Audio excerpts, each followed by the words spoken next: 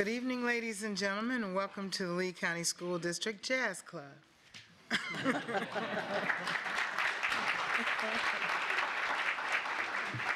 We're ready to begin our evening's board meeting, and the school board meeting of February 26, 2019 is now called to order.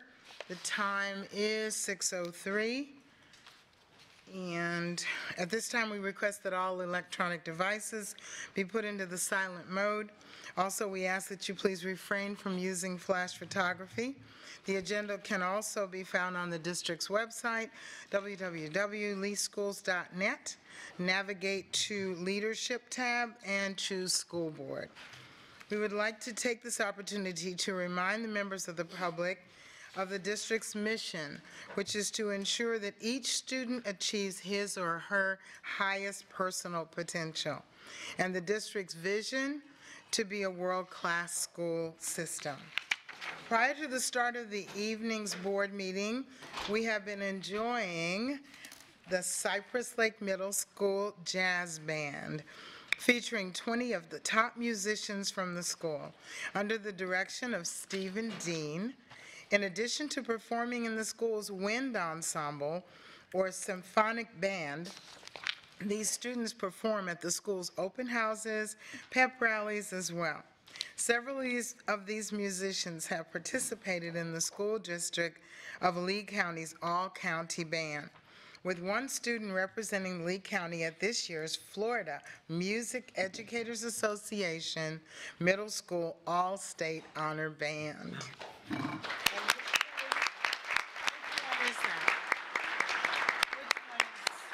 Which one is that? Would you just stand up?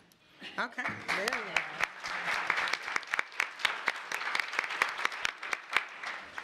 are. At their most recent music performance assessment on February 6th, the Cypress Lake Middle School Jazz Band earned a superior rating from all three judges. Their first selections this evening were Night Train, arranged by Peter Blair, followed by the Duke Ellington classic Satin Doll, arranged by John Edmondson, and afterwards they performed Jammin' with Charlie by Dean Sorensen and Bruce Pearson, and Mission Impossible, our theme song now, arranged by Michael Sweeney. Their last piece for the evening will be Michael Sweeney's arrangement of another Duke Ellington favorite, Caravan, and we will enjoy.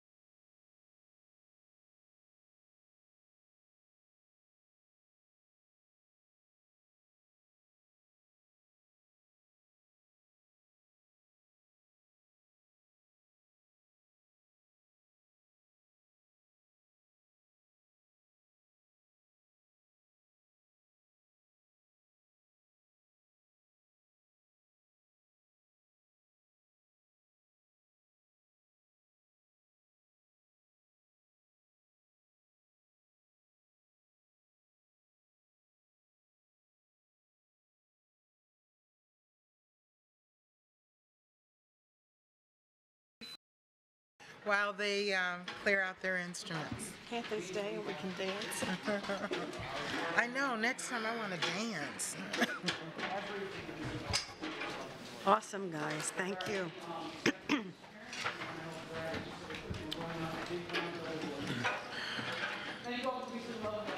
Thank you.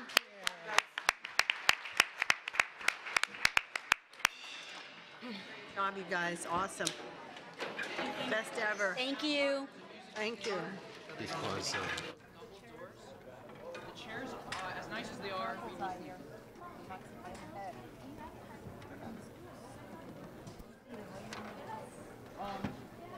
anything attached to drums or any music stand, the black stands are all ours.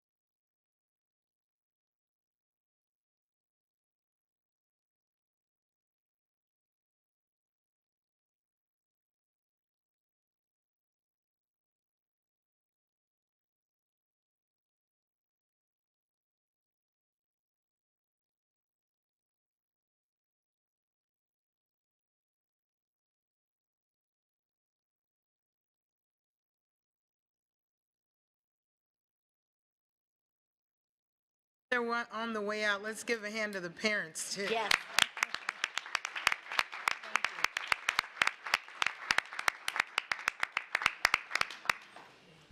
Thank you. Are we ready to begin? let's go. Okay, we will resume the meeting. Emery Cavan is this evening's student representative from the School Board Student Advisory Committee. He is a junior at Fort Myers High School who is interested in journalism, politics, world events, and law. For the past 2 years, he has been working as a student intern in the communications and production department of our district, where he produces video news stories. Emery is a member of the school's mock trial team, the voters registration committee, and is the junior class president. He was also the first middle school student to be a student representative at a school board meeting and has been a part of the school advisory committee for 2 years. And he really wants to shadow one of us one day. Good luck. Welcome back, Emery.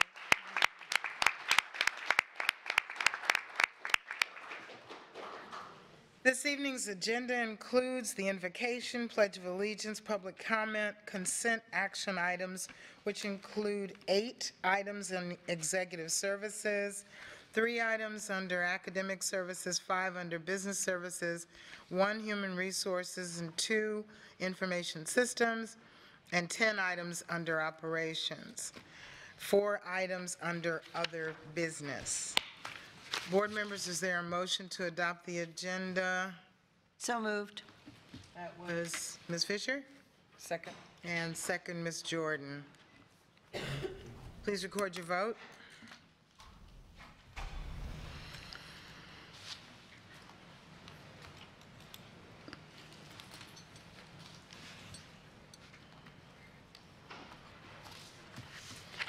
Motion passes unanimous.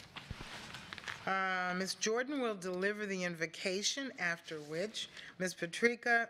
Patrica will lead us in the Pledge of Allegiance. Please rise for the invocation.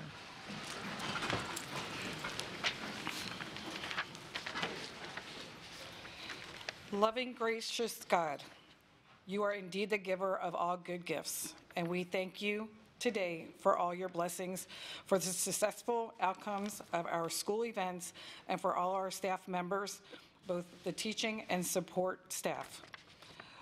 We ask you to bless them abundantly, and we continue to seek your wisdom, guidance, courage, and strength. Be with us in our deliberations and help us to be wise in the decisions we make for the good of all of those who have placed their trust and confidence in our leadership. Give us insight to lead with integrity, that our decisions may reflect in what is right and good. Keep us from short-sightedness and pettiness. Help us to make decisions that are for the good of all, and guide us and guard us from the blind self-interest. Dear Lord, grant us humility to always seek your will in all we do and say. Amen. The cadet presenting the national colors tonight will be introduced by Lieutenant Colonel John Blyler, Senior Army Instructor of the JROTC program at Estero High School. Lieutenant Colonel Blyler retired from the Army in September 2013 after 26 years of service and started working as a JROTC instructor in August of 2014. Thank you, sir, for your service to our nation. Thank you, Ms. Patricia. The national colors for our Pledge of Allegiance tonight are presented by Cadet First Lieutenant Talon Gant, currently a junior at Estero High School. Cadet Gant is the Bravo Company Executive Officer and has been a part of several after-school activities such as Color Guard, Raiders, drill, and marksmanship. His personally trained color guard team has been our go-to color guard for almost every event we have supported over the past 10 months.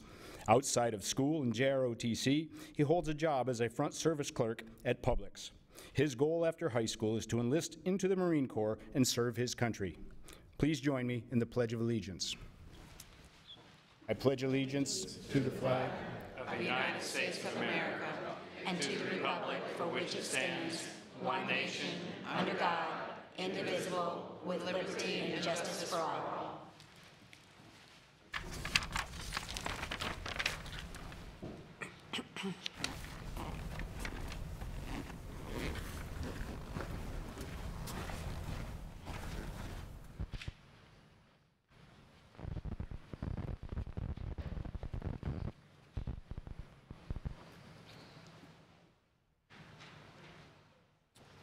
You may be seated.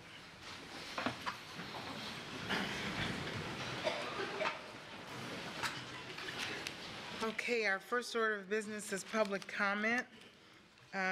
Public comment, Mr. Dodig, please address the agenda item for public comment. Sure. School board policy provides the opportunity at this point in the meeting to address the board concerning any matter on this meeting's agenda or any other matter relevant to the operation of the school district. If you completed a card and submitted it before the meeting began, you will be called in the order of the cards submitted.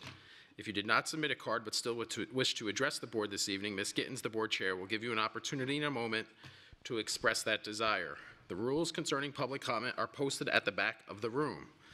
Speakers and those attending the meeting are expected to act in a respectful manner. Decorum of the meeting prevents any booing, hissing, clapping, shouting, or cursing. The time this evening, due to School Board Policy 1.11, when there is an excess of 20 speakers, is 2 minutes. I have 26 cards. Okay. We offer the opportunity to those who may be unfamiliar with public comment process to raise their hands and provide their names. The blue card is a public record identifying those who are speaking and providing contact information to staff to follow up. If you did not complete the blue public comment card, please proceed to Ms. Johnson after you have made your comments so that we have a written record. Thank you. Before calling on the blue cards, is there anyone on my left that has not submitted a card? Anyone on my right that would like to speak and has not submitted? Okay, thank you. Mr. Dodig, begin. Sure. Randy Scott. 2 minutes tonight. We stand. We are a republic, a system of rules and order. That's what keeps us united together. If at any time a democracy is to overrule a republic, we're going to have disorder. We have disorder in this district because we don't follow rules. I'm here proposing today proposed discharge for cause against our supervisor, Greg Atkins. I'm prepared to give this to Gwen Gittens, of whom I gave her a different proposal back on December 11th, of which she responded to me. I'm looking into it and heard nothing since. I'm taking a cue from Ms. Gittens from the last meeting where she stood there and she said it in more diplomatic terms than I am able to in regards to not getting public records. That was put on the record, but because I understand what you were doing, you were accusing the supervisor and the administration of not fulfilling your request. The reason I'm asking for his termination, not his resignation, his termination with cause, is because on or about March 1st, 2018, he failed to obtain school board approval for work on a private facility. On August 9th, he recommended to the board to change board policy 5.616, whereby the union leaders, the representatives, were forgiven $100,000 in fees that he has said is grandfathered in. That's a violation of not only our policy, but it's a clear indication that he doesn't respect the board, and he told them that there was no financial impact, and he knows far well that there was. In fact, he knew that the unions were in financial strait because the union TALC collects about $3 million a year from the members, and when you look at their IRS statement, they're only declaring $226,000. That money is going somewhere else, and someone needs to find out where it's going. I believe it's going to the national to be involved in decisions other than labor, hence why the representation here is so poor. I don't think I have to go much further. Your time's up, sir. Time's up. Next speaker is Cheryl Please leave Terepka. it with the secretary. I teach science. I wanted to speak about whether or not we're a world-class school district. I am concerned about some things. Feeding students breakfast with 100 grams of sugar, that kind of worries me. I teach college. I'm an adjunct. My college students tell me that they would very much like to take a field trip in school before they get to college. They say that they would like to have classes on common sense things, like how to pay taxes, how to buy health insurance. They feel that they miss that in their education. They're Lee County students. I do believe we have world-class teachers. I was in a workshop 2 summers ago with your daughter and University of Florida staff. It was very high caliber. They could not say enough about how well trained we were compared to all the other counties that they had worked with. I'm very proud of the teachers I work with and the staff I work with. But I asked myself, why haven't I shared some of these concerns before? And I'll tell you the answer. I'm exhausted. I'm 66. I work 2 jobs to pay my bills. And I truly am sorry to say that I feel you have balanced the budget the school district has. I know we haven't had a lot of choices, but on the backs of teachers for 10 years. 8 years ago, I taught 100 students. I teach 160 now. I see 80 students every other day. I used to see about 100 every day. It's hard. It really is. At the same time, STEM jobs grew 3 times the rate of non-STEM jobs. I teach science. Is that a world-class school district? Last year, 2.4 million STEM jobs went unfulfilled. And we relegate science to 2 or 3 times a week. I could do better. Ma'am, your time's up. Samantha Severance. And I'm sorry, could you repeat your name? I didn't get your name. Your name? Your name. I have No, I said your name. Cheryl Trepka.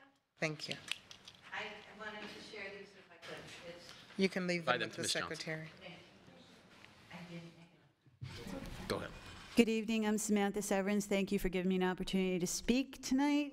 I'm speaking on behalf of myself and behalf of some of my peer teachers with concerns about our compensation and our salary.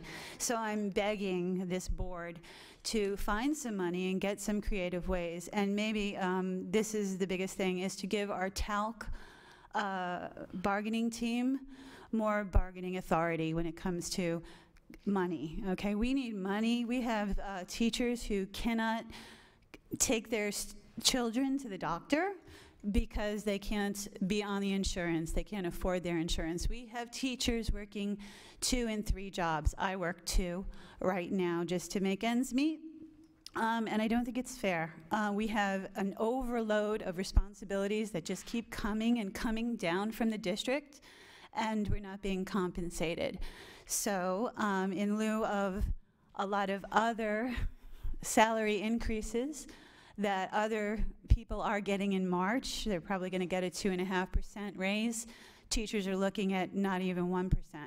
We're bickering and arguing over $20 to $40 in every other paycheck. That's before taxes, and that's a problem with the district right now. You can't even come up with that for teachers. So I'm here to beg the board to find some way, creatively, find some money, or to give our TALC more bargaining authority. Thank you. That's it. Thank you. Mark Dahlberg.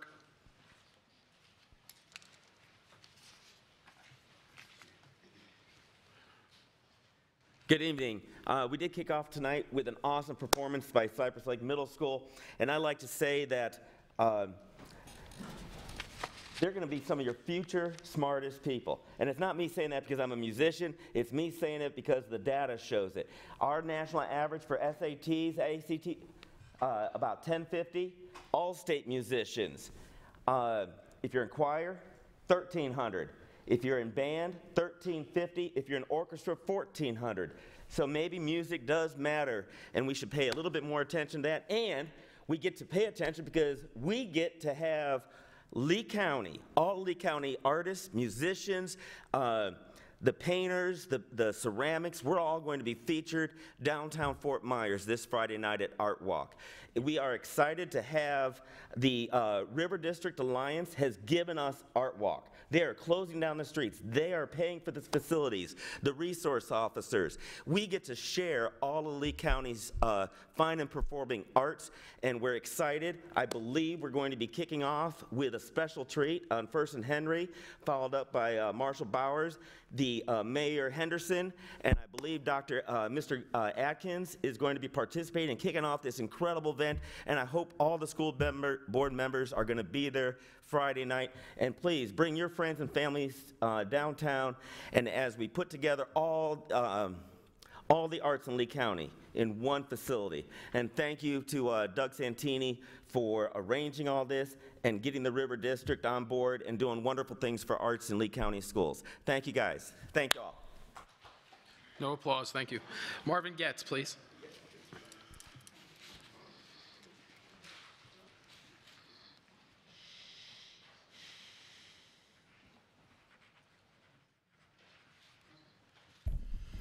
Members of the board, Dr. Atkins, I'm Marvin Getz, and I represent the Lee County Association of Professional Substitute Teachers, or better known as guest teachers. I'm here tonight to remind this board that you forgot your loyal subjects, and that is the substitute teachers.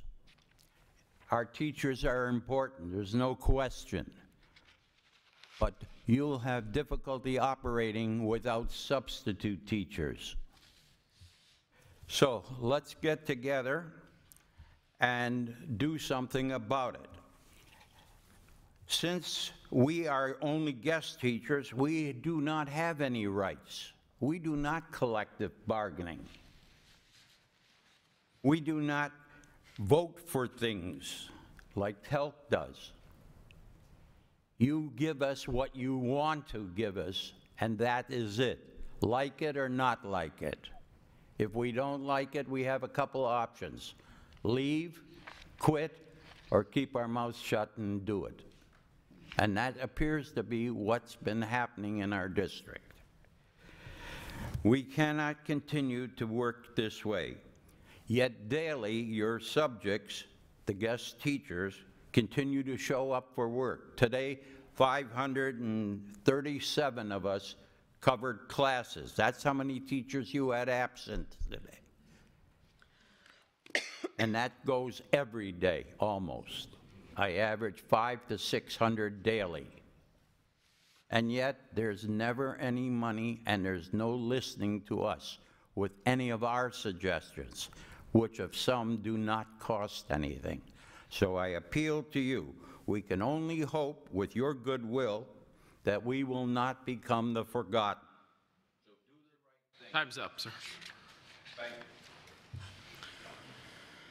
Olivo De Leon.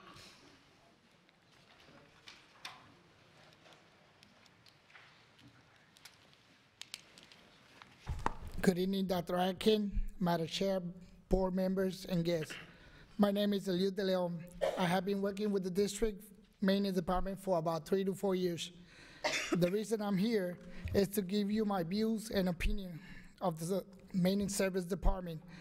During a recent board meeting, some of my coworkers shared that their opinion that our department only hire Caucasian people for upper management.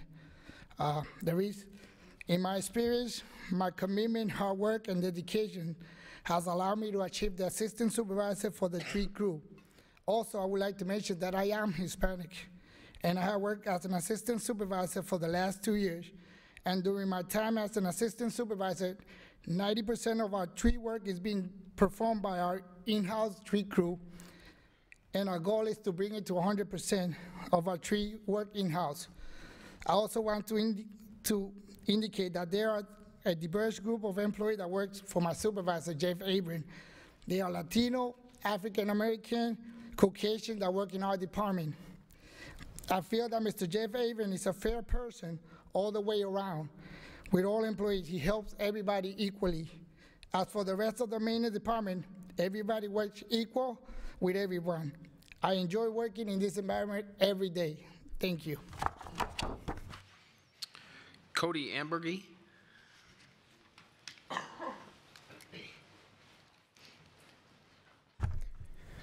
Good evening, Dr. Atkins, Madam Chair, board members, and guests. My name is Cody Ambergy, and I'm a utility trades worker in the district's maintenance services department. I am here today because I want to give you my views and perspectives of the maintenance services department due to allegations that I have viewed on recent board meetings. I have worked at maintenance for approximately 3 years. I started in the grounds department and then became a utility trades worker. As a utility trades worker, I worked in several different departments, including sites, building crafts, IAQ, and HVAC department, with a diverse group of coworkers. One thing each department had in common was that in each one, I felt as if I was treated fairly and witnessed no wrongdoings. So despite all the allegations, I want to do the right thing by saying that maintenance is an all-around great work environment filled with many opportunities to excel, achieve goals, and build an amazing career. From where I stand, these allegations are being made for personal gain, and at the end of the day, all of us at maintenance are just here to do our jobs and make sure students and staff have a safe learning environment. I love my job, and my goal is to continue to advance in the HVAC field. Already, I have started to prepare myself for the future opportunities by completing HVAC training offered by FMTC. Thank you for your time. Have a good night. Karen Harding.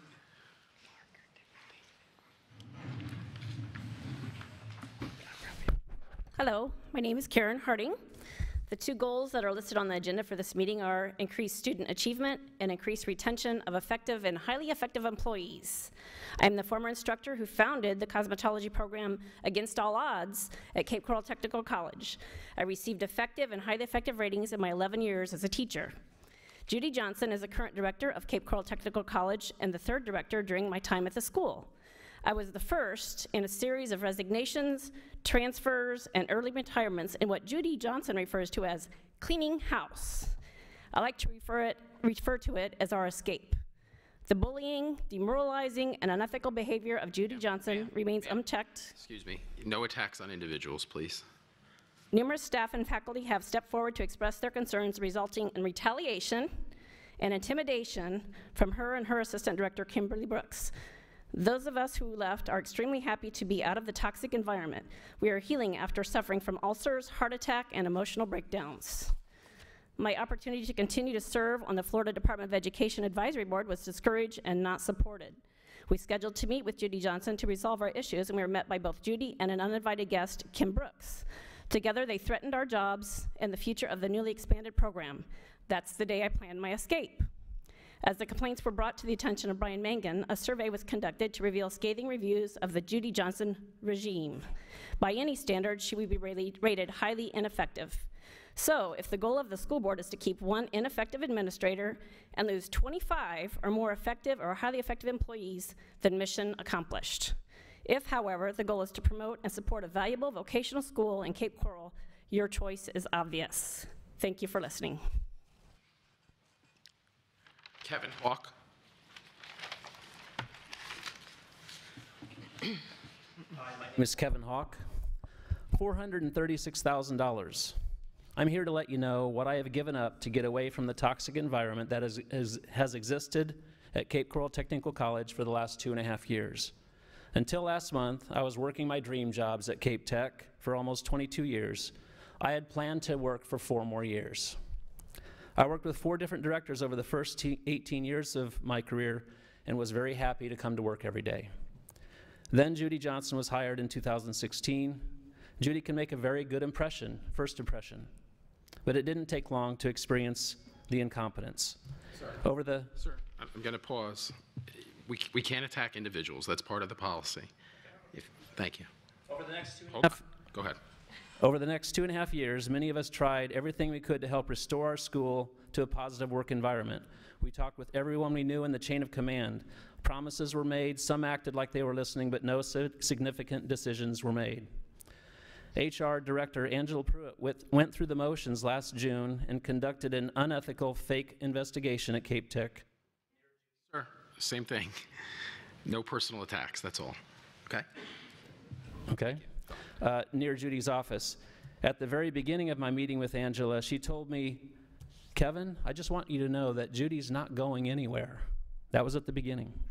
In December 2018, I made the difficult decision to retire from Cape Coral Tech and the district. January 18th was my last day. The salary and pension I lost by retiring 4 years early is $436,000.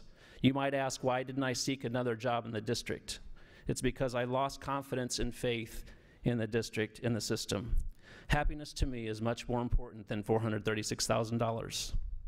Please restore our community's confidence in our Cape Coral Technical College by removing Judy Johnson as director. Thank you. Kim Hawk.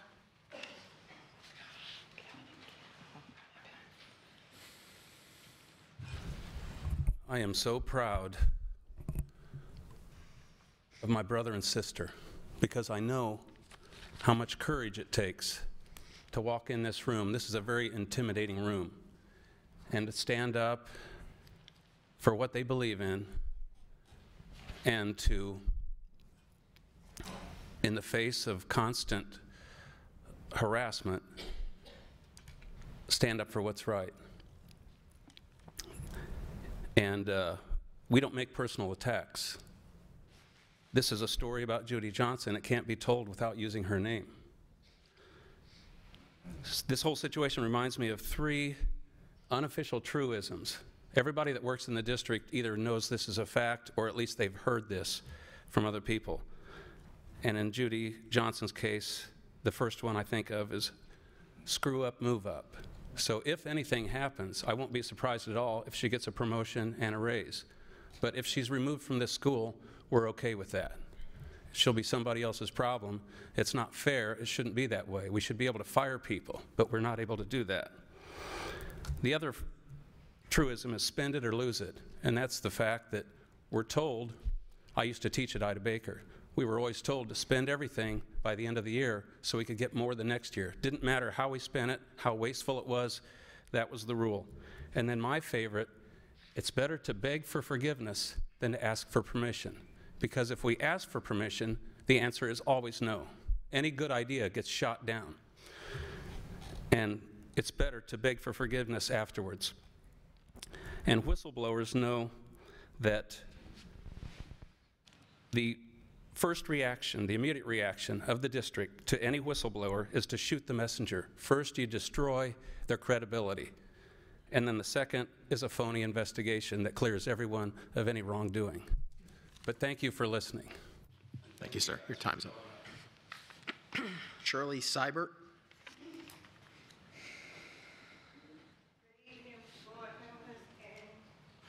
Well, down here, ma'am. Yes. Thank you, Ms. Fisher, for blessing Dunbar High with the two-story like all the other high school, and the late Mr. Scott and Mr. Armstrong and Dr. Jane. I'm here today. I didn't know it was going to be 2 minutes. Lord, let me get this here out. I'm here. My grandson mom tried to get him in Franklin Park for pre-K. They said it was full. I called the school. The school says go back to the pre-K on Michigan. I goes back there and she says it's full. I asked her what was the waiting list. She told me she couldn't tell me that. I say every school tell you the waiting list. She told me this school for foster kids. I say, do you know this is a history school? And they blocking African American parents from getting our kids in that school. And I'm also here to, please, will you all gut this school? Ms. Fisher, you know I've been here 3 or 4 or 5 times, and it's wrong, the bathrooms is, I'm 6, God bless me, I'll be 64 years old this year. Franklin Park is 61 years old. And there's no reason for those bathrooms, those schools, the classrooms, and got bushes everywhere, landscape look like it is, trying to block African-American kids from staying in our community. That's wrong. You got James Stevens over there empty middle school. No kids in there because Dr. Brower failed to build Michigan Montessori across the street and sold it to the police department, the old Michigan Montessori, and put those little babies in there with the middle school kids. What school does that? That's why the school failed. Dr. Atkins know it because he came and stood right by me when I told Dr. Brower, Dr. Brower, build our school. If you don't build our school, leave this here. If you don't build our school, the elementary school, leave it like this because we don't need no drugs. Ma'am, your time's up. Oh, God. Louis Navarro.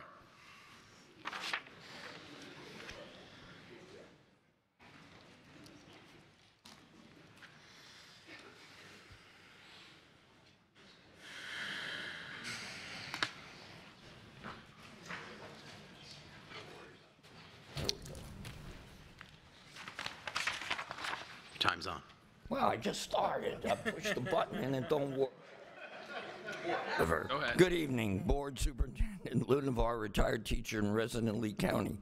I still never received a good answer about the extra half a cent that was increased when you have an odd number. None of you told us the roundup with the odd numbers. Honorable Chair Ms. Gittens did not know last meeting, maybe the state. I was told to contact the state. That's not my job. If I contact the state again, it will be to ask the governor to come down here and clean house. He has set up a grand jury to investigate funds and save schools. Harry Truman said the buck stops here. Dr. Atkins, you need to send me a written account of where the extra money's going so we can get it back. I don't want to pay the state an extra 0.5%, and it wasn't on the ballot. I see Mr. Scott asked for your resignation via Fox 4, citing irregularities. Maybe this is time for you, Doctor, to pull the the platinum parachute ripcord and retire. You fixed everything ahead of October with the old board. They hauled you to Tallahassee this week for an audit testimony. Not good. I feel you should consider retirement. Lastly, I noticed the board isn't getting along. You've got professional training. In my letter of January to Dr. Pruitt and you, I suggested sensitivity training. You all ignored me. I'd also like to address you, Ms. Jordan.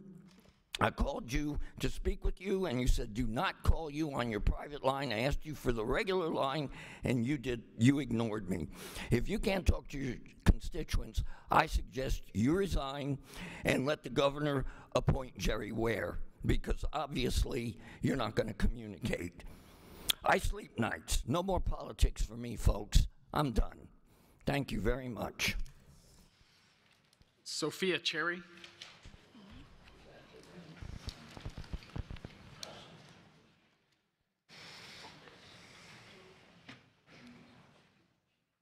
Board members, Dr. Atkins and Mr. Dodick. My name is Sophia Sherry, a junior from East Lee County High School, representing the L's. The L's are Empower Ladies Leading East. We are a diverse group of strong, independent women connecting power, strong, and independency. How it came about. This group came about around December. We saw the model men's, and we wanted to create something like that and join the brothers and help them with the job. The goal of this program is to help empower leading ladies at East and to be confident and successful. This program has helped me a lot because I always wanted to be more, I was always interested in being more active in school. And this program gave me an outlet to do that and to be a student leader also. Thank you. Thank you. Ander Charles.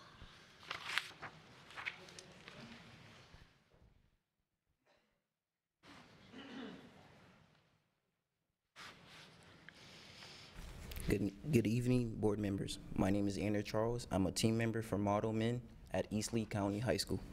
What MODEL stand for is Male of Distinction Exhibiting Leadership. Now in the classroom, we do hands-on activities, we learn leadership skills, and we become examples for other students around our school. Now, we also do community service, we do tutoring at Sunshine Elementary as well. And in that program, what I have done, the program had done for me, it changed my work ethic in classrooms, and it opened my eyes to many opportunities at East Lee County High School. No. Mark Stevenson.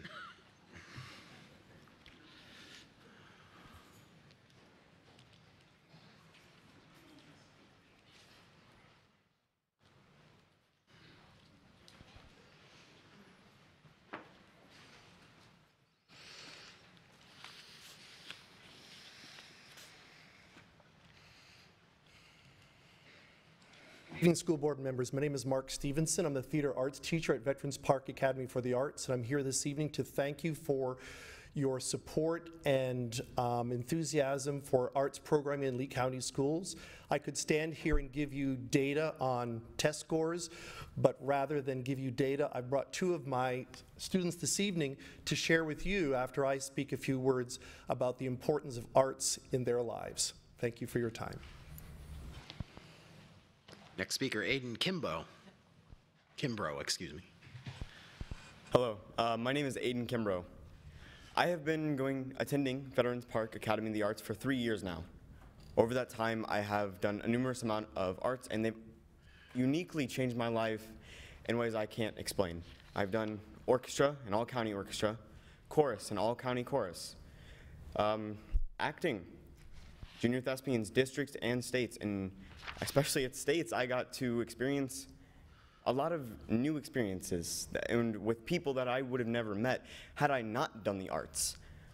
I've met a ton of wonderful people because of the arts, and they've all impacted my life in ways that I can't even imagine. I can't imagine them without me, and it's just impossible for me to see without them, and I can't stress that enough. I hope to continue the arts at Lehigh Senior High School, and I just can't stress enough how important the arts have been to my life. I hope that you continue to fund the arts so that way next generations that go to this school can experience what I have experienced and many different experiences. Thank you for your time. Barber? Hello.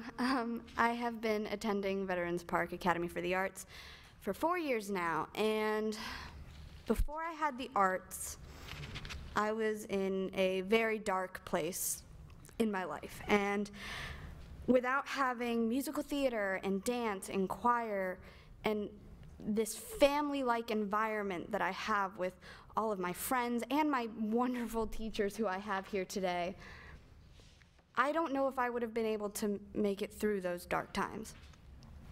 I am enrolled in the highest performance dance class at my school. I am in musical theater, and unfortunately I am not able to be in a chorus class due to scheduling issues.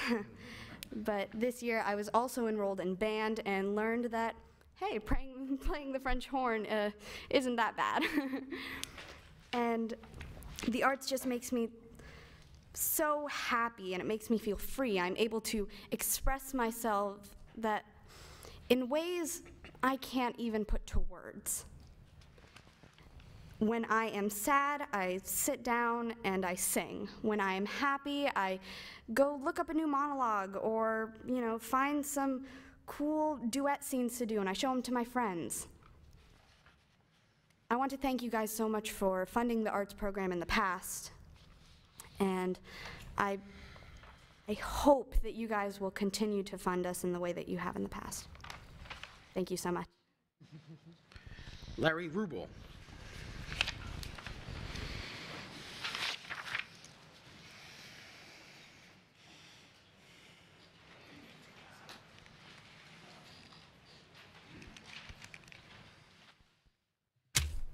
Good evening. Chair Gittens, Vice Chair Patrica, distinguished board members, Dr. Adkins, Mr. Dodig, our student representative. My name is Larry Rubel. I'm a school psychologist with the district. I've been employed with the district for 11 years. I first worked here from 1993 till the year 2000. Then I came back to the district after mending my ways in 2015. When I left the district, we employed 36 school psychologists, and I've said this, some of you previous board members have heard this, some of you new board members need to hear this. When I left, we employed 36 school psychologists and had just over 50,000 students. When I returned in 2015, we now struggle to maintain 30 school psychologists on staff, but we're approaching 100,000 students. So what happened during that time? Well, you all know the historically lean state budgets that we get from Tallahassee. The failure to significantly increase base salaries over the past 10 or more years has led to other districts surpassing what we're able to sustain in salary for not only teachers, but for our school psychologists and other school-based mental health professional staff. Our psychologists that are in the middle of their careers can find more lucrative salaries in other districts. Our young school psychologists come to us right out of graduate school, stay a few years, and then go to other districts that have better school psychology to student ratios. Collier County now employs 32 school psychologists, and they have just over 50,000 students. I know the district and the state have stated their interest in increasing mental health services to students. I'm asking you to provide the bargaining team with the authority to reallocate and access other funds for raises so we can retain and recruit not only teachers, but other instructional staff, school-based mental health professionals such as school psychologists, counselors. Sir, your time's up. Thank you very much. One thing I want to say is all the people that were here tonight, Sir. the students, were on their own time. Jacqueline Press.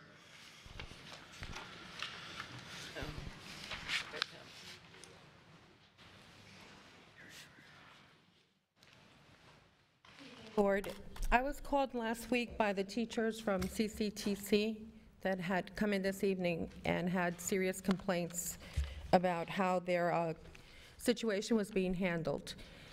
22 teachers from the time that that administrator that they were referring to have quit, left, or been terminated. 22 teachers in less than 3 years.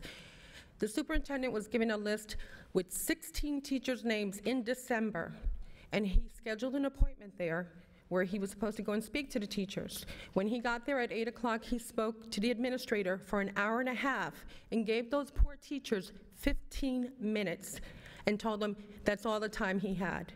And that's the treatment that they've been receiving. You have 16 more teachers that are going to resign most probably by May. And some kind of intervention needs to be taking place.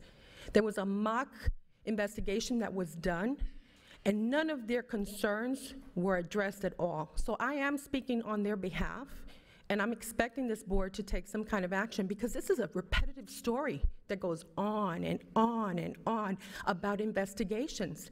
And they're all forces of investigations. Nothing's ever done. And if we're gonna go back, I'm gonna step back to two of the speakers, because I'm also here and I'm gonna speak up for the two maintenance workers that were whistleblowers. One has worked with the district for 12 years, and he makes less money than one of the speakers that was here tonight, that was only here for 3 years. So you do get preferential treatment when you do favors for certain individuals. The maintenance department was number 2, 3, and 4 on our Florida audits report. We have the highest theft rate and loss of materials and equipment from the maintenance department than any other department in the district, and that needs to be looked at. Look at your Florida audit. 2, 3, and 4 reflects back to maintenance. Thank you. Bless you. Christina Starrett. I apologize if I pronounced that wrong.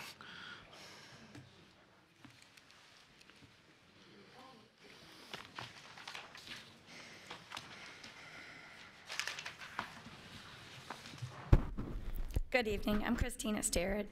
I've been an art teacher in Lee County for 7 years, and I've been a union member every minute of it. Excuse me, it's my first time to do this, so I'm a little nervous. I've also been a building rep for the past 5 years, and I've been on the bargaining team for 3.5 years. I teach kindergarten through 5th art with at least 9 events and shows for my students outside of my contract hours. This includes selecting pieces, prepping them for display, and presenting them and breaking them down, returning the works to students, in addition to my normal duty hours and being responsible for all of the 1,000+ students that I have every day or every week. This past Monday alone, I taught an extra 42 students because another team member of mine was out sick and there was not a sub available. Last year, I took over 18 classes because there was not a sub available, and over 368 individual students because of the same reason. Couldn't go to PE, couldn't go to another class, they came to art instead. All of this without additional pay. Teachers throughout the county are willing to work and frankly really don't have a chance to do anything but choose to work outside of their contract hours to get their job done, be successful in their position, and ultimately put their students first and help them achieve to their own goals academically and otherwise. All of this to preface, we as a bargaining team have been meeting since this past summer, now finishing our 8th month, and we haven't come to an agreement yet. As of Monday night, we are $1.1 million apart of putting only half of what our teachers earn for themselves in the school year 17-18. $30,000 has been appropriated for 13 people, some of which are no longer in the county or will be leaving soon. How is that this large of a county cannot find the difference of $1.1 million approximately for 59 personnel? Again, this $1.1 million that we're asking for. Time's up, ma'am. Charlotte Fox.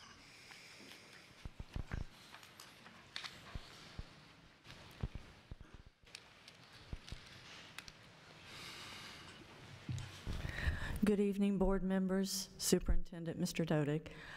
Thank you for this opportunity. I am Charla Fox. I am a proud teacher of this school system, a proud product of this school system, and a proud member of your Teachers Association. I am here to talk for those that can't come. Okay, we have so many teachers that I talk to each and every day in my building and in other buildings that have other jobs, that are coaching, that are doing other things because they have to in order to make ends meet. I know that the school district has been squeezed for years, okay? I fight for changes in legislation, you fight for changes in legislation. But the squeeze has been put to such a point that the recruitment and retention of our teachers is now, I believe, at a critical point. We've got to find a way to fund it so that our teachers can actually live in Lee County. We have so many young teachers that don't have the wherewithal to live in Lee County on what they make as a teacher. That's what I'm asking you to do. Put your heads together, go find every creative way, anything your superintendent brings to you as a creative offer, look at it and let it happen. Anything we can do to support our teachers is critical. Our teachers, our support staff, everybody, we all work together. If we work together, we can lift each other up. If we fight each other, then we're just going to be fighting in the mud. Thank you. Alan Rosheim.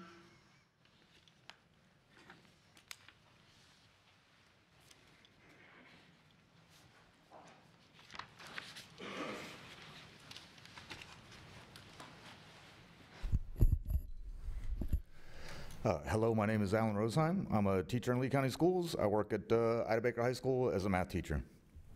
I'm going to talk a little about, well, first, thanks for hearing me speak. I'd like to talk a little about standardized testing. As far as I know, the boards, or not the boards, but Lee County's position has been, we don't participate in unnecessary testing that has not been mandated by the state. I have recently found out that my students will have to take the PERT test at the end of the year. And as far as I can tell, that's for one purpose, and that would be to generate VAM data for me. As a parent, I find this disturbing that a child will be forced to take a standardized test solely for the purpose of teacher evaluation. Many of my students struggle academically. They've taken the Algebra 1 EOCs several times without success. They've also taken the PERT several times. The last time they had success, and they were told that this would be the last time, and they were graduation ready.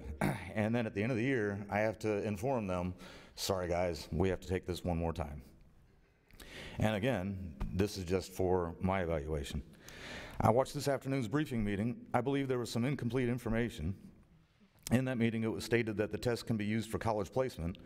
The college placement test must be taken at the location of the school. This leaves absolutely no reason for the students to do anything but Christmas tree this test. I did bring up this issue with my assistant principal, and she was told this afternoon that the test must be taken regardless. I would like somebody to contact me regarding this situation. We are supposed to be doing what's best for the students, and I think taking tests for the purpose of evaluations is not good for the students. Thank you. Mina Sokaras-Dagling.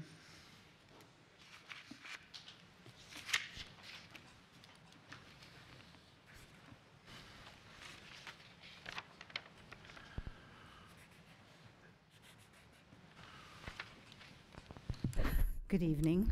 I'm Mina Sokaras-Dagling, a 30-year teacher and a faithful TALC member.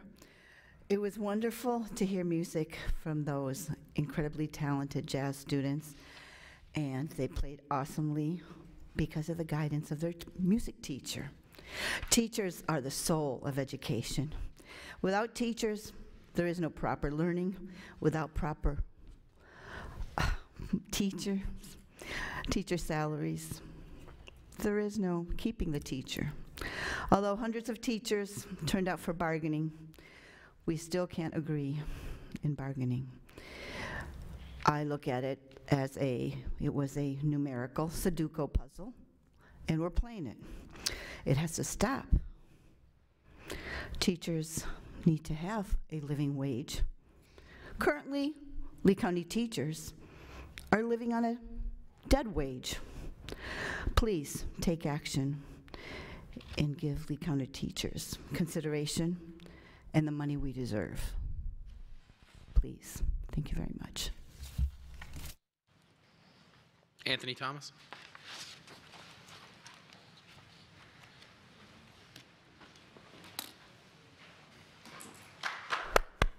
Congratulations. Welcome to the 91st Academy Award, and the Oscar goes to Greg Atkins, and the Oscar also goes to his maintenance director. So you've got your employees to come here. I hope they're not on the clock from the maintenance department. Let me just say, my friend Robert Dodick, I know a lot about the law. I know you do too. You know the Supreme Court precedents where you can regulate the time, you can regulate the place, but you can't regulate the content of what people say. So don't interrupt me when I talk. Let me say something to this board. I've been around a long time, and I got to tell you, this is the most dysfunctional board I've ever seen. Not because of the bickering and going on, because we have 2 board members who overstep their authority, in my opinion, and they do all the work, and they dictate everything, and then you have 5 board members, and they know who they are. They're not producing. They're not doing anything. So the 2 board members dictate to everybody else, and the 5 board members do nothing but get a paycheck. So let me say, I agree. I read the email that our sister Betsy wrote last night, calling for a forensic audit of the maintenance department. Unlike my friends who spoke here earlier, I've been around here almost 20 years. I know a lot. I've never got one paycheck for the school district, but I care so passionate about this school district and the wonderful employees I keep consistently been coming for 20 years. So I know something about the maintenance department. And I got to tell you, there's some systemic problems over there. I can remember when Nancy Graham had Mr. Buchanan over there. We need a forensic audit. Betsy, make that motion. Melissa, second that motion. Mary and Debbie, let's get it done, bring it home tonight, let's do an audit. If there's nothing to hide, then you won't mind an audit. And if you don't do it, I'm here to tell you that I think the governor is prepared with our legislators to do some removing from office. Thank you. Jerry Ware.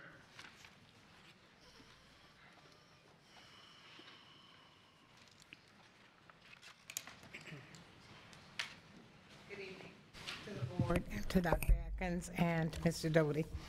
I was at the workshop this afternoon. I was a little late getting there, but I left a little perplexed because, first of all, Ms. Fisher, you know that I've been advocating about the BIs, those children with behavior issues, the mental health issues, and you alluded to the fact about some meeting. And I went home and took my time to try to find out what it was. It appears that it came from the February 14th meeting, where looked like Lori Brooks spoke.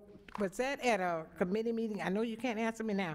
I'd just like to know where it took place and how can an average citizen become a part of listening to this? Because when I heard the psychologist, you know, I advocate and going to continue advocating for those children with behavioral issues. That was one of the things. Now, the other part that confused me a little bit was the presentation that was being given by the young lady about outcomes. And I said to myself, the average parent, Lord have mercy, thank God for those of us who try to get out here and advocate for them, to help them to understand what's going on.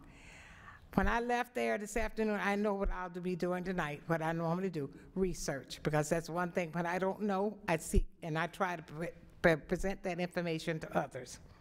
And last but not least, I do want to say that even though I left here a little discouraged, I was very much encouraged when I came back because I saw one of the kids from my church, Saldana, in that band, and that made me say, this is what I do this for. So I would like for you to address my 2 concerns. That is about the mental health. How can I get informed? How can I find information? What are we doing about the psychologists and that kind of thing?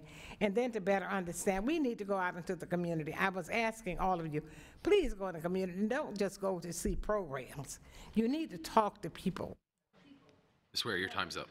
Thank you so much. LaTanya Starks.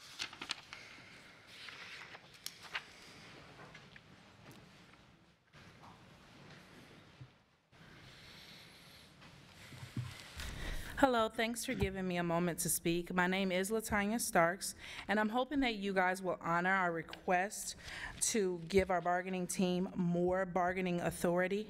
I'm a mother, a daughter, a sister, a teacher in this district. I'm an avid voter. I take all of these roles really seriously, but the one that I take most seriously is that of a teacher.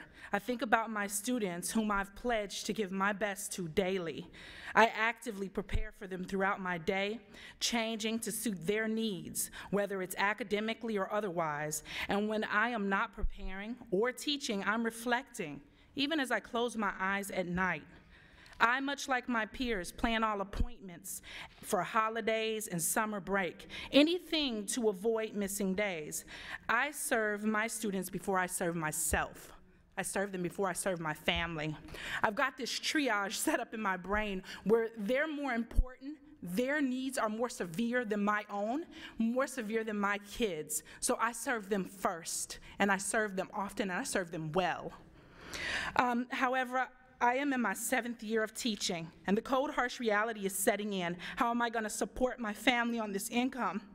Through middle and high school performance club, through arts, how am I going to support my child through college? Am I going to require him to pull out student loan debt in order for me to send him through college?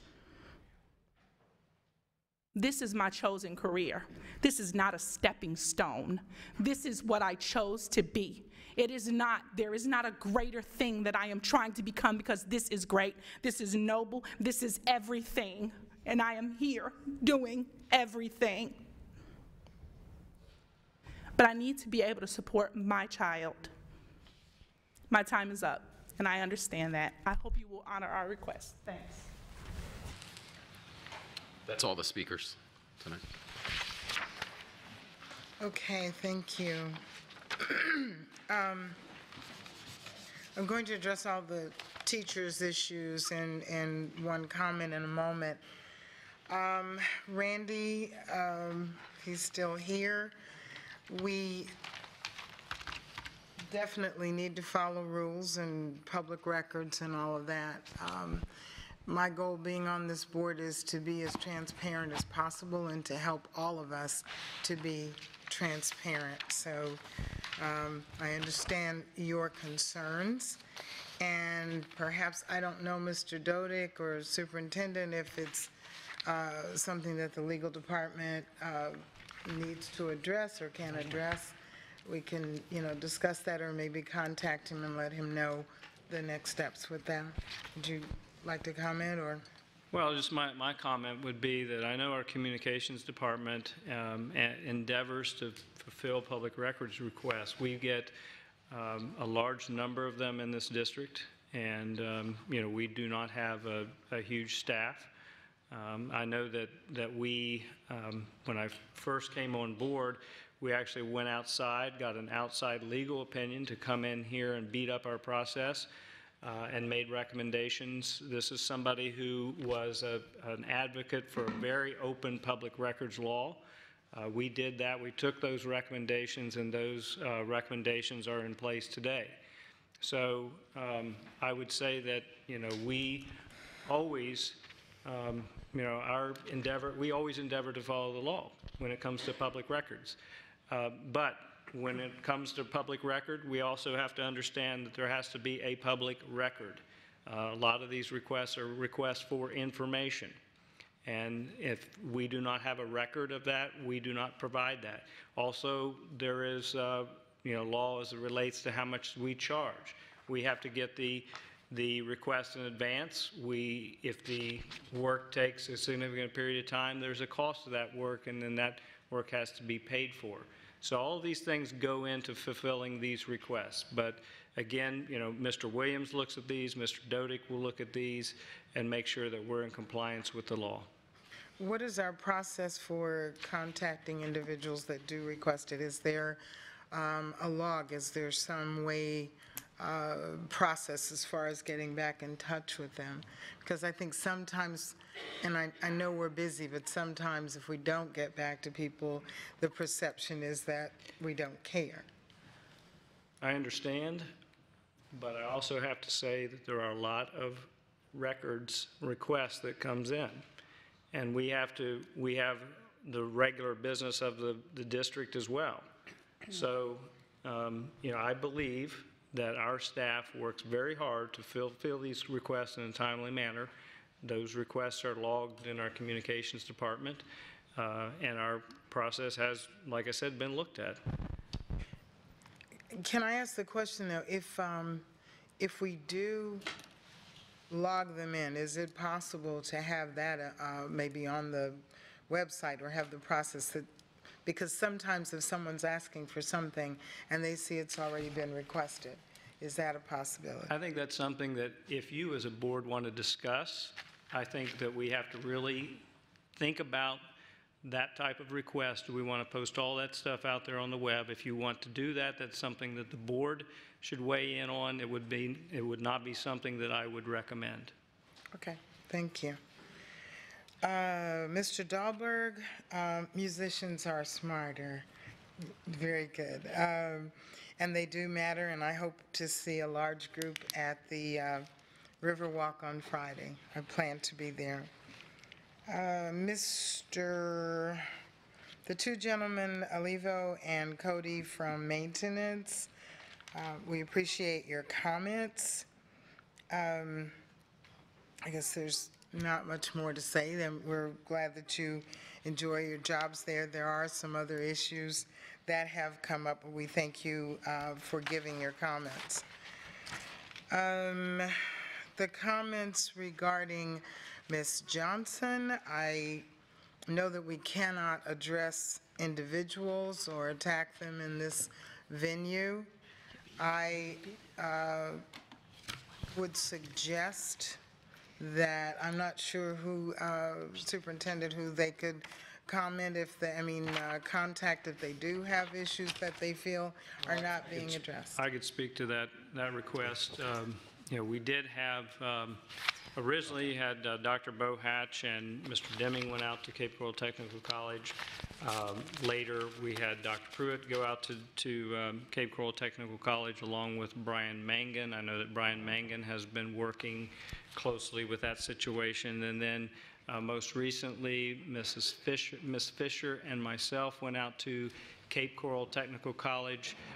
We did meet with Judy Johnson. In addition to that, after the meeting, I met with Kevin Hawk, and Kevin Hawk only, so whatever was stated before about 15 minutes with a whole bunch of people is simply not true. I met with Mr. Hawk for a significant period of time. He followed up with an email to me, and I'm considering his request to talk to those individuals. Since winter break, it has been extremely busy, as you know, and so, I have not gotten to that list, but that's where we are right now. Okay, and as far as a contact, it would be you, Ms. Fisher, or? It would be me, yes. Madam Chair? Yes. Before you go any further, evidently when the East Lee students came up, they wanted to come up together. There was 4 of them. So there's 2 students that still want to speak, and I'm suggesting that we allow that to happen. So, may I indulge the board to ask for consent to have them to come up? And I believe that we are here for the purpose of students, and at the end of the other 2 coming up, I would also like to have all of them stand to be recognized silently. just so you know, they submitted cards. It's just they put them together and said they wanted to come up together. That's fine. So, okay, Yes, the first please one have is them come up. Brittany Faniel.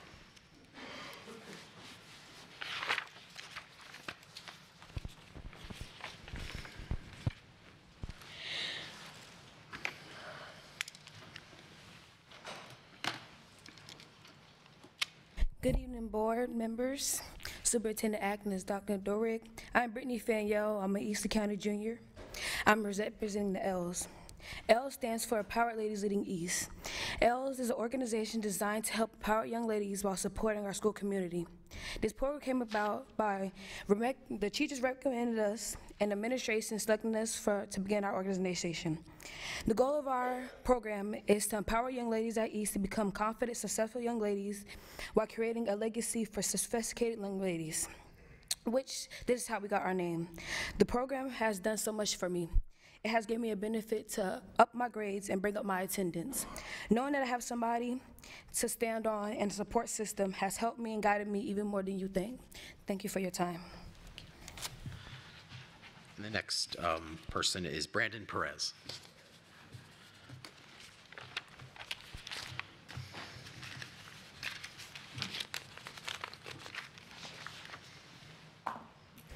Good evening, board members, Dr. Atkins, and Mr. Dodig. My name is Brandon Perez. I am a 12th grader, and I am the manager for Model Men in East Lee County High School. Now, Model Men stands for Males of Distinction Exhibiting Leadership, and our group is based on peer mentoring. So we every day are influenced by our peers, whether that be through the way we speak, the way we dress. So if we're able to create a community where our peers are be able to act as role models for each other and create a more positive community that's guided towards excellence, academic achievements, and all around a positive vibe for our schools, we could change this world into a place where there's more positivity, less bullying, less drug use, as it would be frowned upon even more than it is right now. So I'm here today to speak on behalf of Model Men and also of L, as our groups intertwine in our meetings. And we would like to hopefully include this to other schools as well, as we feel this would be a way for peers, which are the most influenced amongst each other, to act in a way that could help us advance as a society in the future. Thank you for your time. Thank you. I would like, first of all, and I'm going to recognize Sophia, Brittany, Brandon, and Mr. Charles. Just please stand. Just stand where you are, and we will give you kudos.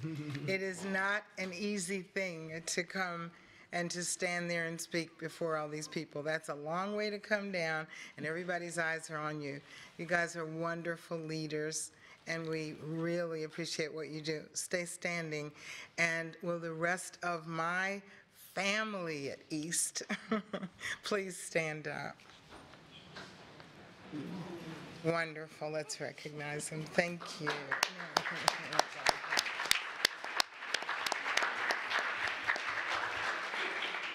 I'm very proud to have been a JAG and still a JAG.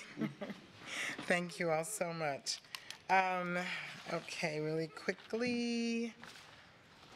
Mr. Navarro, is he still here? Okay. I was talking with Mr. Larry Hart last week, and he is looking into the fact of what happens to the rest of the money. He was concerned as well, due to the fact that if the money is collected here in Lee County, it's Lee County money, and if it goes to the state and it doesn't come back to us, he's concerned that we're not getting our county money back. So it is being worked on. It does take time, and we have not forgotten you. We will get an answer as soon as we are able to do so. Thank you. On the Franklin Park, Ms. Shirley Cyber, Superintendent, can you address the fact of what's happening at Franklin Park as far as building and repairs? Yes, ma'am, I certainly will. I know that right now Franklin Park is working through the custody report process, which is where we have to garner approval from the Department of Education to be able to rebuild that building. I know that the team has recently gone back and looked at that again to try to get some additional portions of that building fixed or rebuilt that were not in the original report. So I know that they're preparing to resubmit. I'm looking at Mr. Burton to make sure that I've got all the, okay, thank you, there we go, Scott. Yeah. Is there anywhere that's I know Mrs. Giovanelli was out there recently. Can I just add a little bit? So we met at Franklin Park, and the consensus was to tear it down. They're trying to save the gym, or trying to keep the gym.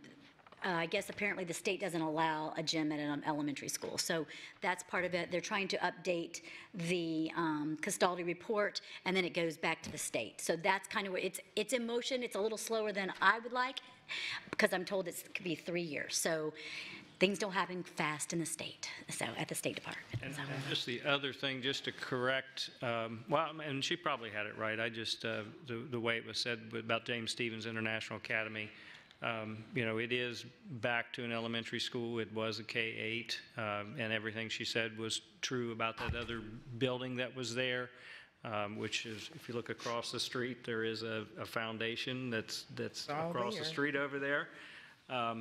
But James Stevens International Academy is currently moved from a K-8 to an elementary school, just for everybody. And I do know that when we look at capacity issues at that school, one of the considerations that has been given is looking at potentially, could we put a pre-K there? And because we do have capacity in that particular location, so that's something we'll keep you posted on as we look at capacity moving forward. Okay, and I want to go back really quickly to Mr. Navarre. You made mention of our dysfunctionality on this board, which I do not believe we're dysfunctional. We are working for the purpose of doing what's best for children. And I'm sure that you all have heard we are having professional training in this next week, and we will be addressing ways to help us work even more closely together as professionals. We're here to get a job done. If in the midst of that we all become great friends, that's fine. If we don't, the main thing is to get the job done, and that's what we intend to do. Veterans Park, Mr. Stevenson, thank you to Ella and Aiden. Are they still here? Or have they left? Okay, Ella and Aiden, I can see why you're in the arts. You guys are very, very eloquent. Thank you. Okay, I'm going to get to teachers all together. Madam Chair? Yes. I know Larry Rubles had brought up a concern about mental health and counseling and so forth. And, yes, you want to address that?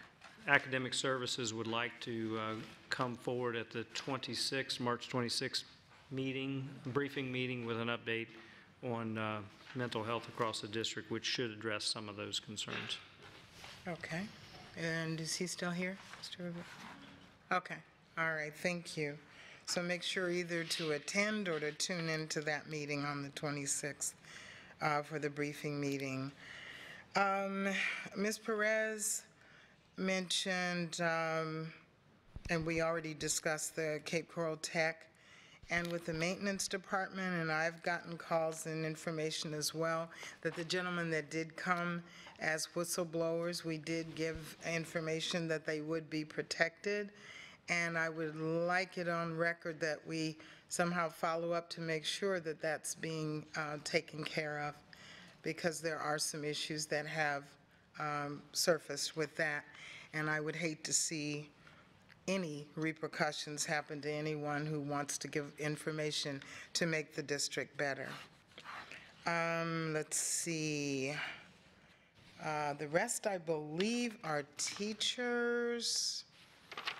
One thing again, yes. And staff tries to keep me posted on things that they're working on, so if something comes to public comment, Dr. Pruitt's just indicated that the gentleman that came from Ida Baker, we probably can find a solution that would not require us having to retest students, so they're going to look into that issue. He brought up about the PERC test. Right, and I was going to suggest he listen to, is he still here?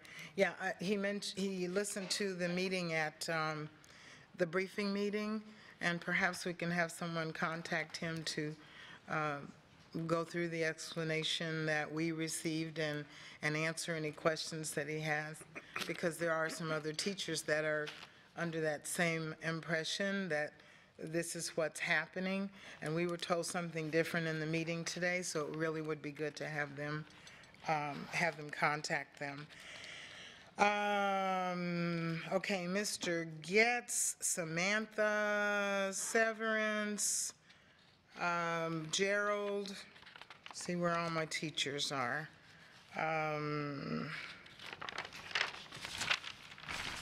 We have Christina, Charla Fox, and did I miss any? Anessa, and I believe Lantana Starks. Did I miss any teacher speakers? Okay. First of all, to tell you that I say this all the time, and the superintendent will tell you, I am continually saying that the teachers and our support staff are the heart, the crux of what we do. we have to get through the support staff, the bus drivers and all that, we've got to get them to you, and then you teach them. I've been there.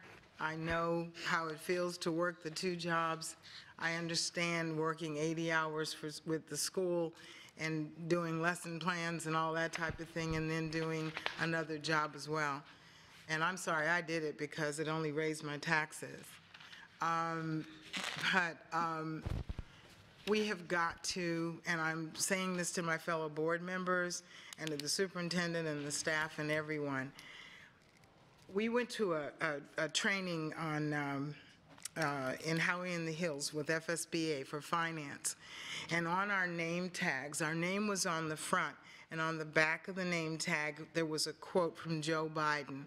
And it said, "Show me your budget and I'll show you where, how did it go? Something about where your priorities are. Show me your budget and I'll show you your priorities."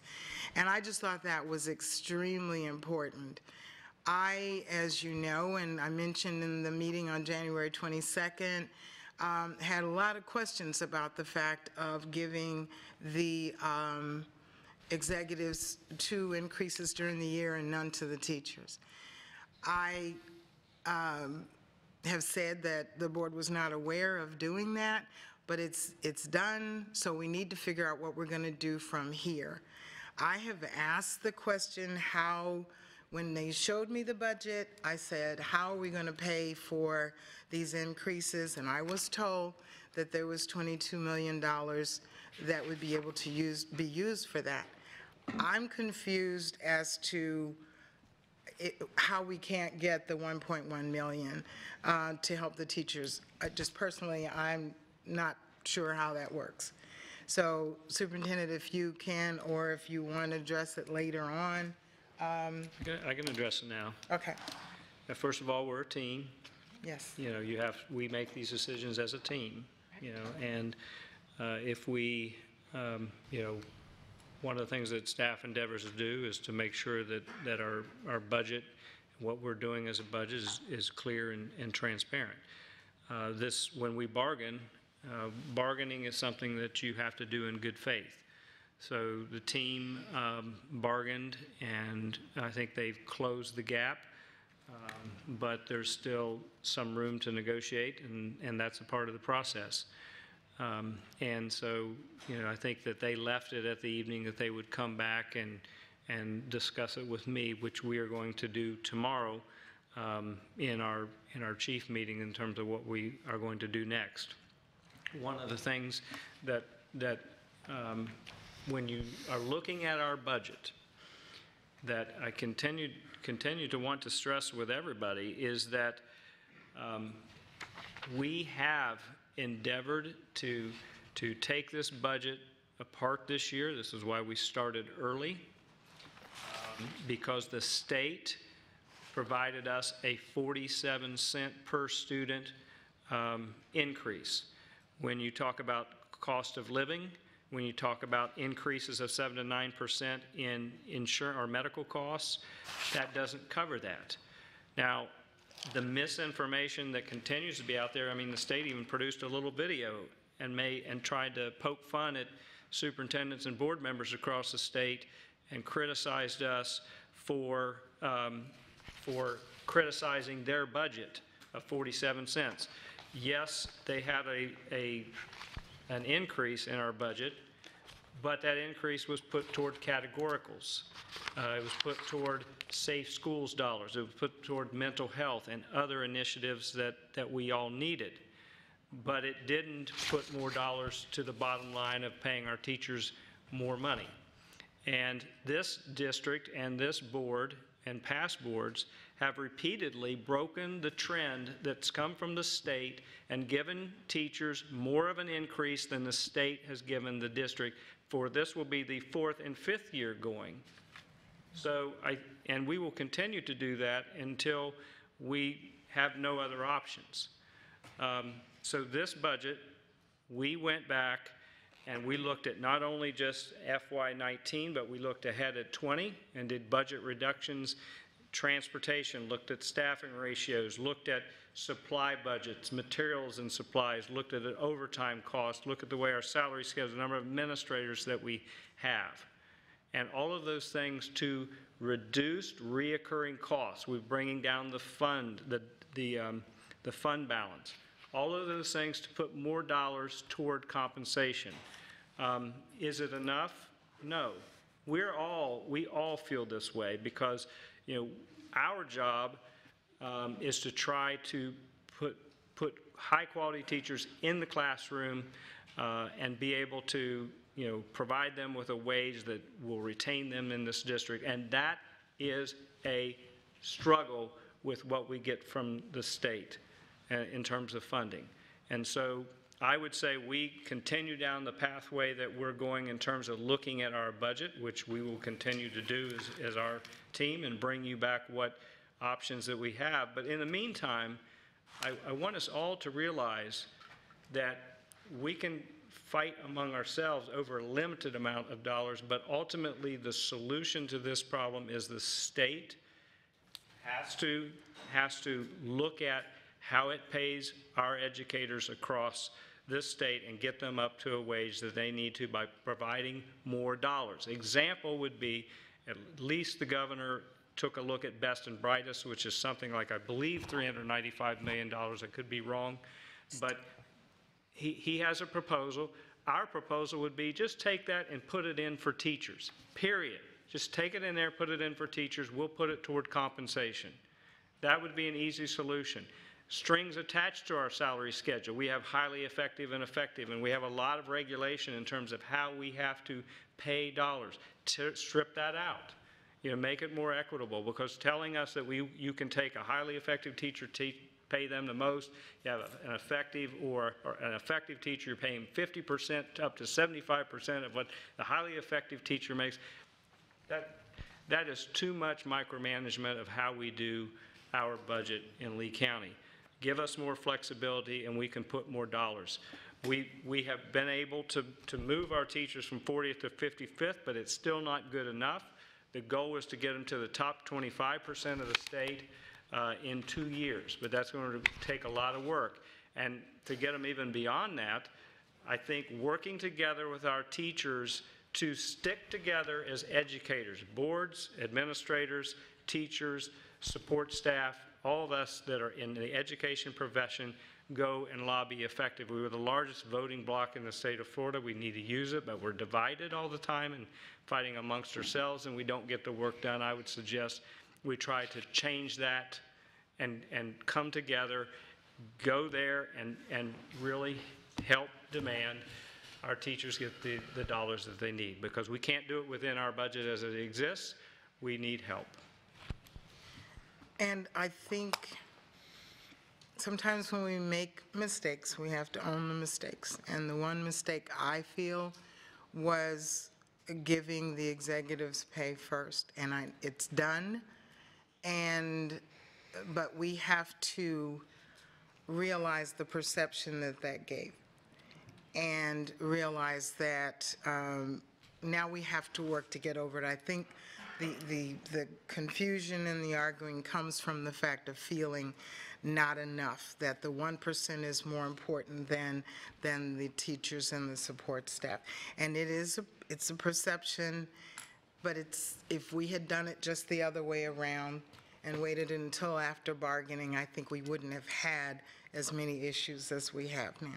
Right. And I understand, and we've covered that multiple times. My counter has always been that we started 3 years ago working on teacher salaries first. You know, so when they were at the 40th percentile, this pay increase didn't even get those folks up to the 32nd percentile in their pay area. So, you know, I understand the way you look at the perception. I'm not arguing with that. But I am saying from a longer perspective that our team went to work first on teacher compensation and continues that work. I mean, one of the things that I think is important that often gets missed is that we decided this year, because we saw what the state was, you know, allocated, in terms of additional revenue that we could use for compensation, and anticipating what they will probably do, that rather than wait and just say, all we can do is take that 0.5% or percent and allocate that to teachers. We didn't stop there. We went right to work to try to come up with a compensation plan that would put a much higher percentage in the base pay of teachers. So it's not 1%, you know, it's a significantly 4 or 5%, something like that overall, to that salary schedule. But that takes going in and making reductions in the current budget for next year so that we can get rid of some of those recurring costs and put them toward compensation. The way that you have to compensate is you have to identify reoccurring costs and reduce those and reallocate those to compensation. So what we're trying to do is take a higher percentage of our general fund and put it toward teacher and support staff pay. So increase the percentage so that you have more of your dollars in compensation and less of it in other things. Also get more efficient with our budget so you have less dollars sitting in accounts in schools and in departments. So department budgets and school budgets have to be reduced, materials and supplies, in order to fund the teachers. It has to come from somewhere. I know the optics of the executive pay, but the thing we're talking about, $22 million versus $200,000. So it's take that and put it all in there. It's not going to make any significant impact. I mean, again, I understand the way it looks, but the reality is we're talking about the teacher salary schedule is the largest compensation piece that we have, component in our salary schedule, but that means it takes even more dollars to move it appreciably. So. Thank you for that, and I apologize to the rest of the board, but I think our teachers coming out tonight are very important, and they needed to hear the things that the superintendent had to say. Thank you. Approval of consent items. I believe I covered everybody on the floor. Okay. Approval of consent items. Next is the approval of action items under consent. The documentation for action items listed under consent is made available to the board members 7 days prior to the board meeting. We are expecting to review all the material. We have an opportunity to speak with the superintendent with any questions we may have regarding recommendations. Some of these items have also been briefed or workshopped with the board in advance of appearing on the action item. Board members, are there any items to be pulled for discussion tonight? Ms. Fisher. No polls this evening. Giovanelli. I have one. Yes. Okay. Ms. Patrica? No, thank you. See what it is. Ms. Jordan? Okay. I have none. I was going to ask. Ms. Vaughn? Yes, one. Okay. Giovanelli. Ms. Morgan? None. Okay. And I have none. Well, I think I need to tell you which one I have. Yes. So mine is number 10, is the approval of the award of the ITN number N1873334LN, Indoor Air Quality Environmental Consulting, Asbestos Lead Abatement, Microbial Remediation and Remodeling and Painting Contract. I-10, correct. I'm sorry, yes. I-10. All right. And Mr. Patrica has none. Jordan has none. Ms. Vaughn, which number? Mine is the same one. Okay. All right, so then. I-10. I-10. So when we get to the comments, you can do that. Is there a motion to approve the agenda consent items with the exception of the pulled item, which is I-10? So moved. Ms. Fisher, seconded. Second. Ms. Vaughn? Susan. I'm sorry? Oh, no worries.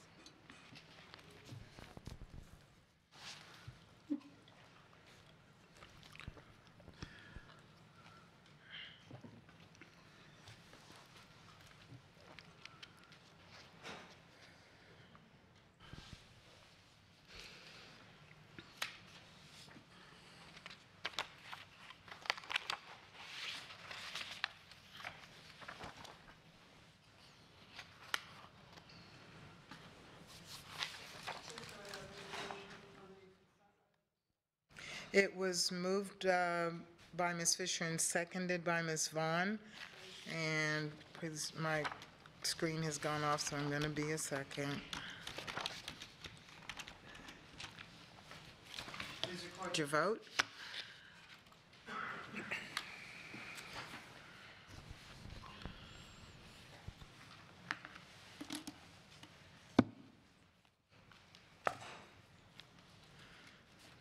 And motion carries unanimous. Unfinished table, business table items, we have the one pull, which is item number I-10. And, okay, so I don't know who wants to go first. Do I have them? Dr. Atkins has to make his recommendation. I'm sorry, okay. Recommended action approval of the award ITN for indoor air quality, environmental consulting, asbestos, lead abatement, microbial remediation, remodeling, and painting for Category A to American Management Resources Corporation. Category B is recommended to award to American Management Resources Corporation, Fresh Air Solutions, and Southwest Florida, and Legal Enterprises, DBA Captain Steamer Carpet Cleaner, Captain's Complete Restoration Repairs Remodeling for Category B projects that are not also supported by Category A awarded vendors as indicated in the attached tabulation sheet. The ITN will be effective for the period February 26, 2019 through February 25th, 2022 at an estimated expenditure of $2.8 million for the first year of the base contract period of February 26, 2019 through February 25th, 2020. Upon written agreement of the vendors and the district, approval authorizes the superintendent to execute all related documents. Okay. And I believe then I do a motion for the pulled items again, or? Yes. Yes, okay. Is there a motion for the pulled item, which is I-10? I motioned to pull it. Okay. Ms. Giovanelli? No, a motion to approve the recommendation. Oh, I'm sorry. Motion to approve the recommendation regarding this item, is that correct? Dr. Atkins just read, yes. Okay. So moved. Okay. Ms. Morgan, and seconded by Ms. Fisher. All right, this is a tricky one. All right, is there discussion?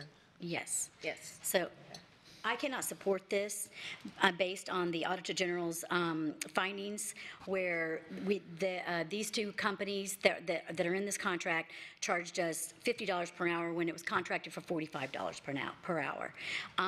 They asked for, the Auditor General asked for us to ask the vendors to give back $291,000, and I don't see that we did that. I've spoken to other districts. Their contracts are considerably lower. I spoke to Pinellas, Collier, and Broward, and their contract is like $4.3 million for 3 years total. Ours is $14 million for 5. I mean, actually, we could take back a couple of that, a couple millions, and pay the teachers with the difference of the contracts. I can't support that. When I don't think you should reward vendors for overcharging us and not asking for them to pay what was contracted. And I will not be supporting this tonight. These bids go back from May. I think we should rebid this, and I've asked the superintendent that, and he's refusing. So it's up for. I'm not going to support it. Ms. Vaughn? Okay, I'm not going to be supporting this either. The Joint Legislative Auditing Committee in Tallahassee last week still had questions about various invoices and billing in regard to selected IAQ services, and I feel that because they're going to be continuing to look at that particular item, I don't feel comfortable in extending a contract at this time. So I will not be supporting it. Any other discussion? Yes, Ms. Morgan? Well, I'm just curious that other counties are able to award contracts for substantially less than we are. You know, Could I have Ms. Millay come in and actually address that, but also some of the other issues that were raised? Thank you. I hope that I can address some of your questions. The first question I'd like to address is the charge for $50 an hour versus $45 an hour. Our contract has both rates, both 50 and 45, and when you perform a service at the $45 an hour, we are billed at that rate, and when the service is performed at $50 an hour, we are charged at that rate. So we were able to provide evidence to the auditor that different services require different rates, and we have been in compliance with that. The second question was about the different values of contracts, and Ms. Giovanelli, I believe you had provided us with some of the information about other counties, and as you know, you shared with us that other counties issue 2 separate bids, one for testing services and one for execution of those services. And so perhaps what we're looking at is the cost of one of those bids and comparing it to ours, instead of taking what our district does is we have determined that we can reduce the cost by 50% of the administrative cost for issuing a bid if we issue a single contract with a Part A and a Part B, because the same licensures are required, and it requires the staff to do 50% less work. It requires the board to spend 50% less time evaluating bids that come forward for decision-making, and therefore we have all of the information at one place, and we do it one time, which is a best practice to streamline our practices. But actually, they separate, correct, for conflict of interest, they separate the abatement out and the testing.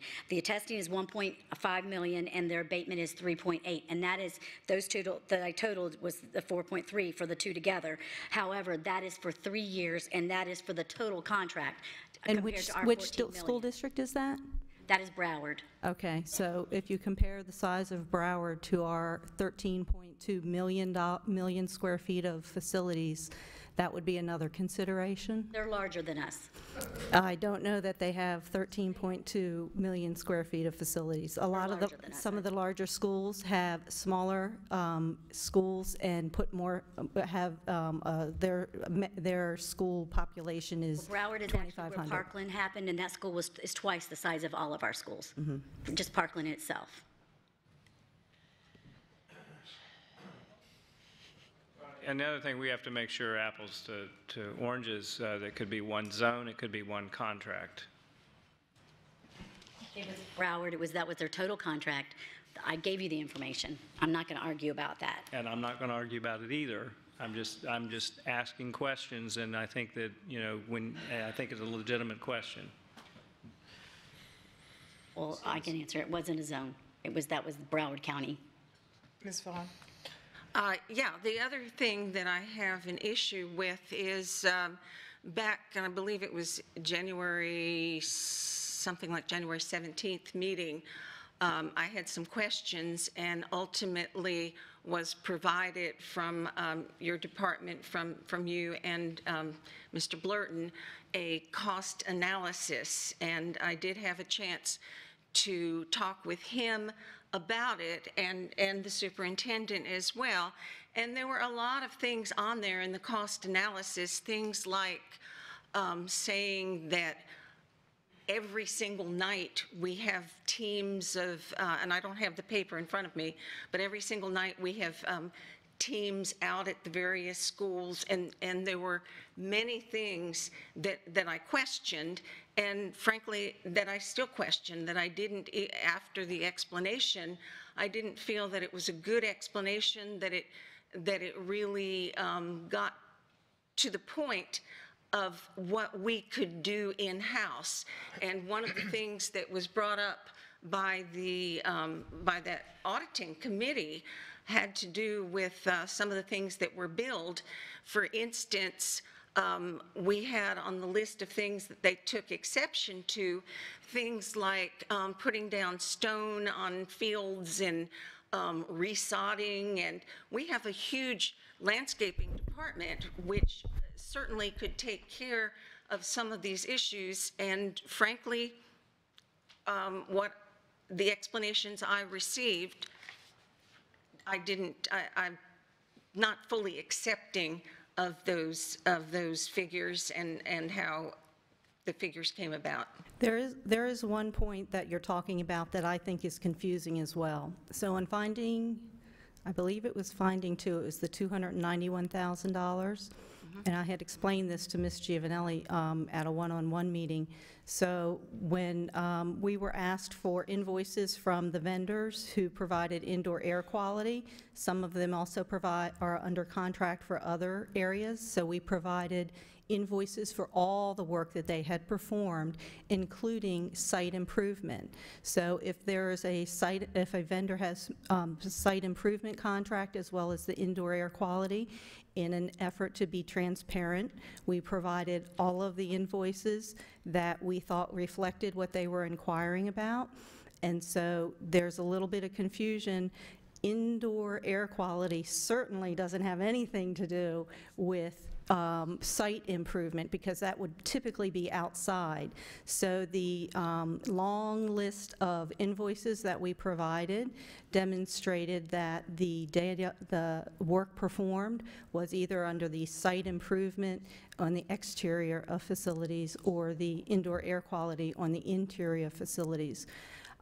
When an information request, one of the many information requests came forward for more and more data, we provided all of that data, and then that data was questioned as to how could that be IAQ data, and what we did was we disclosed everything that we had shared previously so as to not be restricting from release any information. And so I may have, or we may have, caused confusion by providing all of the data, which was for, and the response you'll read in the audit says that that data was for both the site improvement work as well as the indoor air quality work. Okay, and I haven't seen the specific invoices, but I recall hearing that there was a problem with bulk bulk payment where things weren't separated out.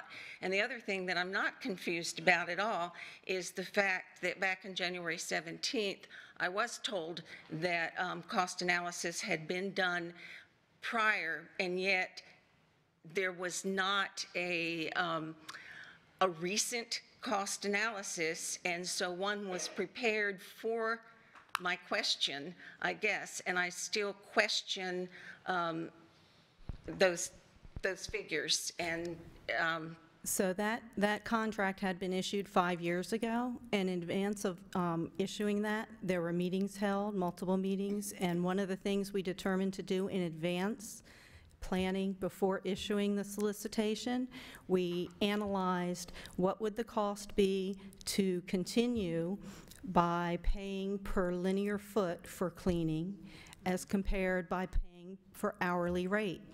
And so we had a team of people within the district estimate if you had a standard room of this size, what would it cost to clean it by linear foot, and what would it cost to clean it by hourly rate. And we determined that it would be cheaper to migrate our contract to request payment by hourly rate.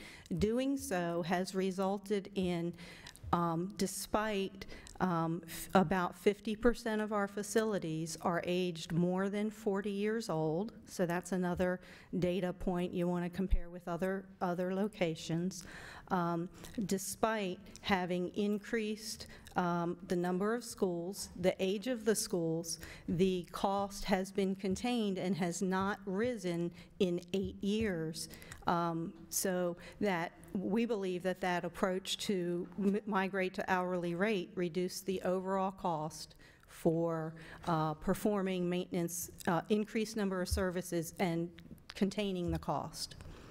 Yeah, well, I don't wish to belabor it, so I'm going to move on, but I just need to add that wasn't really my question. My question had to do with some of the other figures, the costs that I saw that made it more cost-effective to go with the contract, because we would have teams of individuals out at the schools every night. I think Mr. Blurton and I addressed it with him on a one-on-one meeting.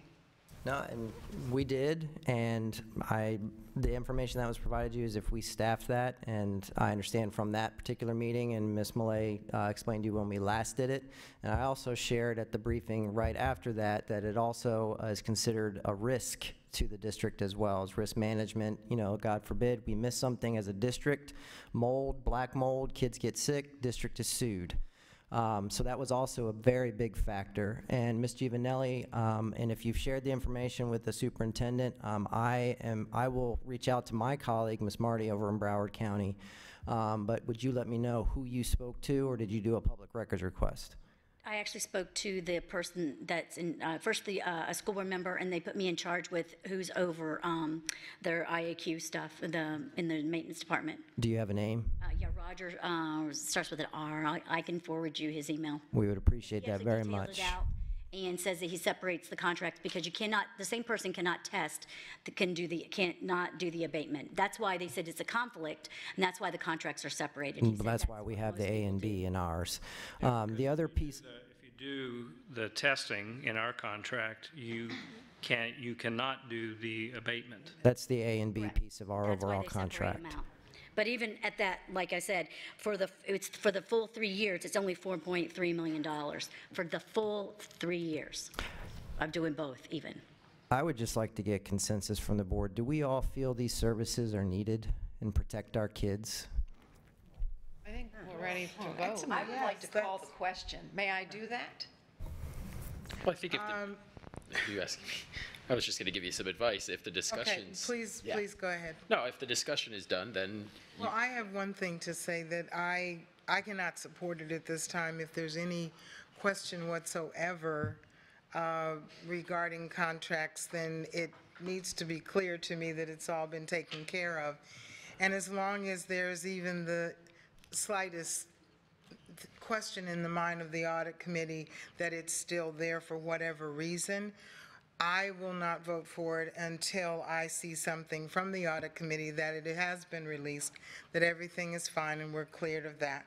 And my suggestion would be to put it out for bid again, because I know we're using emergency funding and it does cost us, and we do need to keep our children safe. So I don't understand why we just can't go ahead and put the bid out again. And the statement came up from someone before that we could get sued or something if but it's not a contract. We have not signed it yet, so I don't see how they could sue us for something we haven't signed.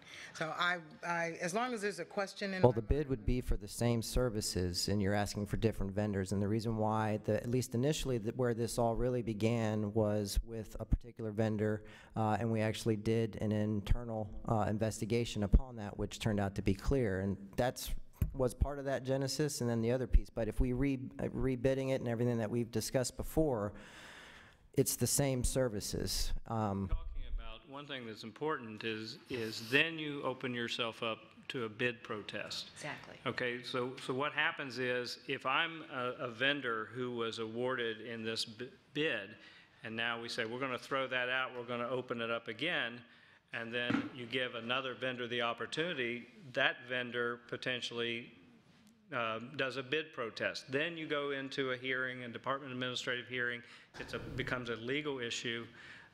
Again, I would say I believe our team really worked hard, did their due diligence, and has brought a very good bid that saves us money, because the more that we go down this road of emergency services, it is costing us additional dollars every single day, because this is at a higher rate.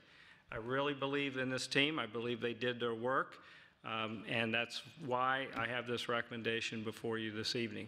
I don't have the same degree of faith, and I'm sorry, with state auditing committees and elected officials who don't, that's not their area of expertise. I have faith in people who have done hours and hours and hours and hours and hours of work and look at this thing, who I know what their ethics are, and rather than trusting somebody from some other city somewhere else to look at this and can make statements for, in some cases, political gain. And therefore, I'm recommending that we accept this bid. Yes, Ms. Juvenile. For me, it's $14 million, and I have a fiduciary duty to the community that I serve, and I cannot support this. Okay. If there's no new information, can we call the question? Call the question. I just want to say, Dr. Atkins, I appreciate your statements regarding your staff's capabilities and abilities. And you and I had a conversation about the Joint Auditing Committee where I explained to you sitting in their seats. As an elected official, two people from Fort Myers travel 6.5 hours, 7 hours each way to go up and speak to them. And much of what they said was half-truths. I know them to be half-truths because I have sat in this seat for 2 years and I have seen the work of staff. These are professionals who engage in ongoing professional development to be the best that they can be. At the same time, they have a servant's heart, and they're doing the work that they're doing at the pay they're doing it for because they want to make a contribution to our community. So I put myself in the seat of the Joint Auditing Committee members, and these two people who I don't know come to me and say the things that they said. I have a responsibility to follow through on that. We, in these seats, have a responsibility to act on what we know. And what I know is that our staff is highly qualified. The process that they went through to get these bids has my full and complete confidence, and I will be supporting this, and I don't have any questions. Nothing that was said here tonight is anything I didn't already know coming into this meeting. Well, and I think the thing with me is to say, okay, forget the audit that's going on, forget what they're doing with the audit committee in Tallahassee. We have done our job and we're going to go ahead with this. Is just questionable to me. I'm sorry, I can't wrap my head around the fact that once we're cleared for it, then we're fine. And if there is a bid exception or something that would come up, well, the answer is you were named in an audit. So I just, honestly, I am not questioning staff and the job they're doing. I know that they work very hard. This is the prior bid. This isn't the new bid. Right. And what is being questioned, I really don't think is relevant related to what we're talking about here.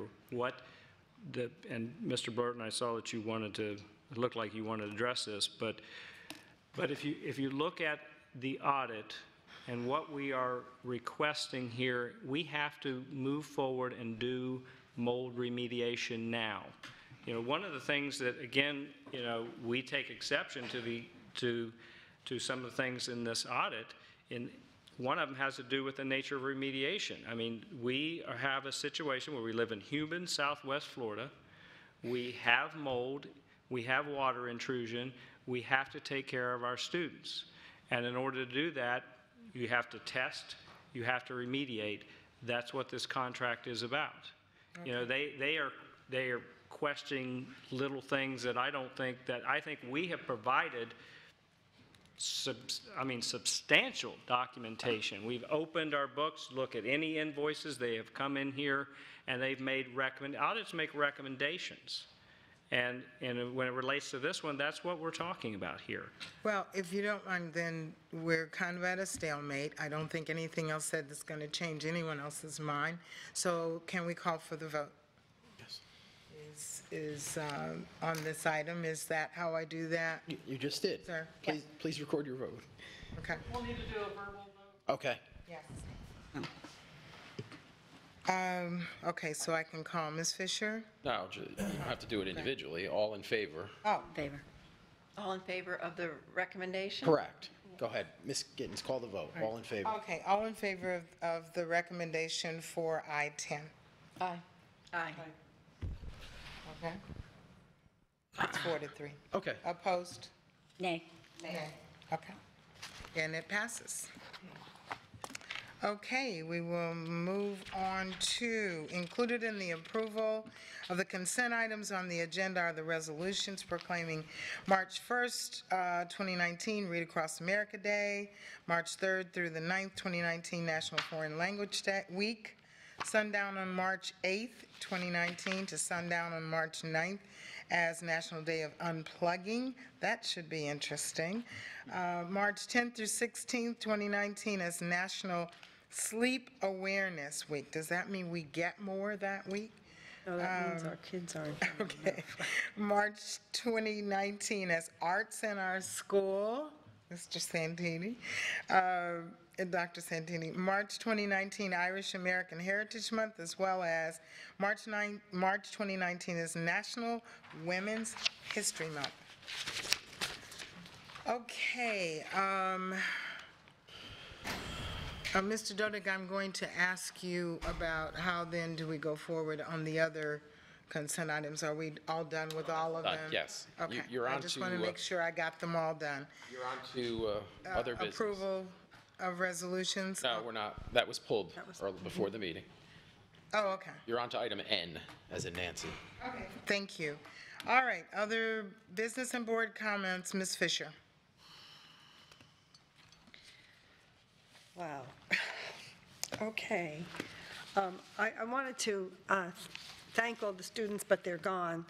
This is probably the first time we've had that many students sitting here. And, you know, today, before this meeting, I started out at Littleton Academy for a music parade. And it was all about, sponsored by third grade, and it was all about musical instrument families and the work that went into that by the teachers, the staff, the students, and their parents and grandparents who all came with their chairs to watch the parade.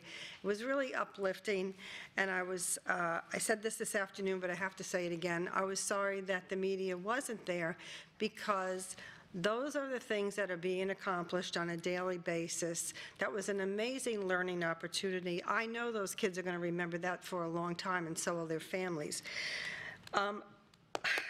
Then when we had our opening with Cypress Lake Middle School Jazz Band, who are awesome, I really wish they could have stayed a little longer because it might have been an easier meeting. But I just think that we can't lose sight of what's really happening in our schools every day. And I want to thank Emery for his patience and sitting through this tonight, because I know it was long and tedious, and for all the things you do. And I bet you wish you had your camera tonight and you could have videotaped some of this, right? But it's on YouTube, so you can watch it again if you want to. I just want to thank our teachers, our staff, our students, everyone who came to share their feelings, and the families who make our district the great district that it really is. And I know that as time goes on, we'll all be up to speed on all of the information that some of us have had a longer period of time to develop and to understand how the bidding process works, the work that our staff does and how thorough they really are. And also, you know, I watched that joint commission, and I noticed that when one of the senators pressed for more information, the auditor representative was unable to answer or didn't want to answer. But I know that a lot of the exceptions that we have are not uncommon, and that they happen in other districts across the state time after time. So I think that we have answered, and I feel like over the last several months, since this is a 2016-17 audit, we've been through the examination of it. We were privy to the answers and the exceptions that were provided to the committee, and it's unfortunate that we were the ones who were selected or invited to be on the hot seat, but this is not uncommon, and the information is there. And so I just want to say that sometimes you just need to look a little deeper, and you'll, in time, you'll see that the answers are there. And so thank you all. I'm finished. Oh, and can I say one more thing? Yes. Thank you, Ms. Gittens. The sleep awareness thing, that is because our children are not getting enough sleep because they're spending way too much time with their devices. My own grandchildren included. I know that they find a way to get their phones back into their rooms during the night, and so they're sleep deprived, and that's probably, I don't know, Mrs. Ware is not here anymore, but that's also, I think, at the root of some of the issues that we have with kids behaviorally now. So send your kids to bed and take their phones. Thank you, Ms. Fisher. Ms. Giovanelli? I have nothing. Ms. Patrica? Ms. Fisher, I have to disagree with you on two things. You can. Yes. Emery, are you in ninth grade? No. See, good. 11. Gosh, I don't know how I missed that. What time do you get up in the morning to go to school? 5:30. He's sleep deprived because he's at a school board meeting at 8:15. And he has to be up at 5:15 in the morning. And the other thing I disagree with you about is that it's unfortunate that we were invited to go to Tallahassee. I know the trip stinks, and nothing good ever comes out of Tallahassee, except for Lee County Cabinet and staff. I thought it was an opportunity for our staff to shine at the state level. And they did. So I disagree with you on that one as well. And finally, Dr. Atkins, I was in a Finance Advisory Committee meeting last week, and Dr. Pruitt showed some slides that I think have been the best illustration so far of where we have been and where we're going in terms of the raises for staff at all levels. Could you perhaps have Dr. Pruitt share just those slides? I don't want the whole presentation, just those slides, because like the reaction of the Finance Advisory was, oh my gosh, I get it now, and they didn't get it before. And I know that you've gotten feedback from teachers that the 55th percentile thing doesn't mean anything to them. Right. So I think a new way to sort of share the message would be helpful, and clearly that resonated with that group. So if we could share those with the board and anyone else who's interested, I would appreciate it. Those are my comments.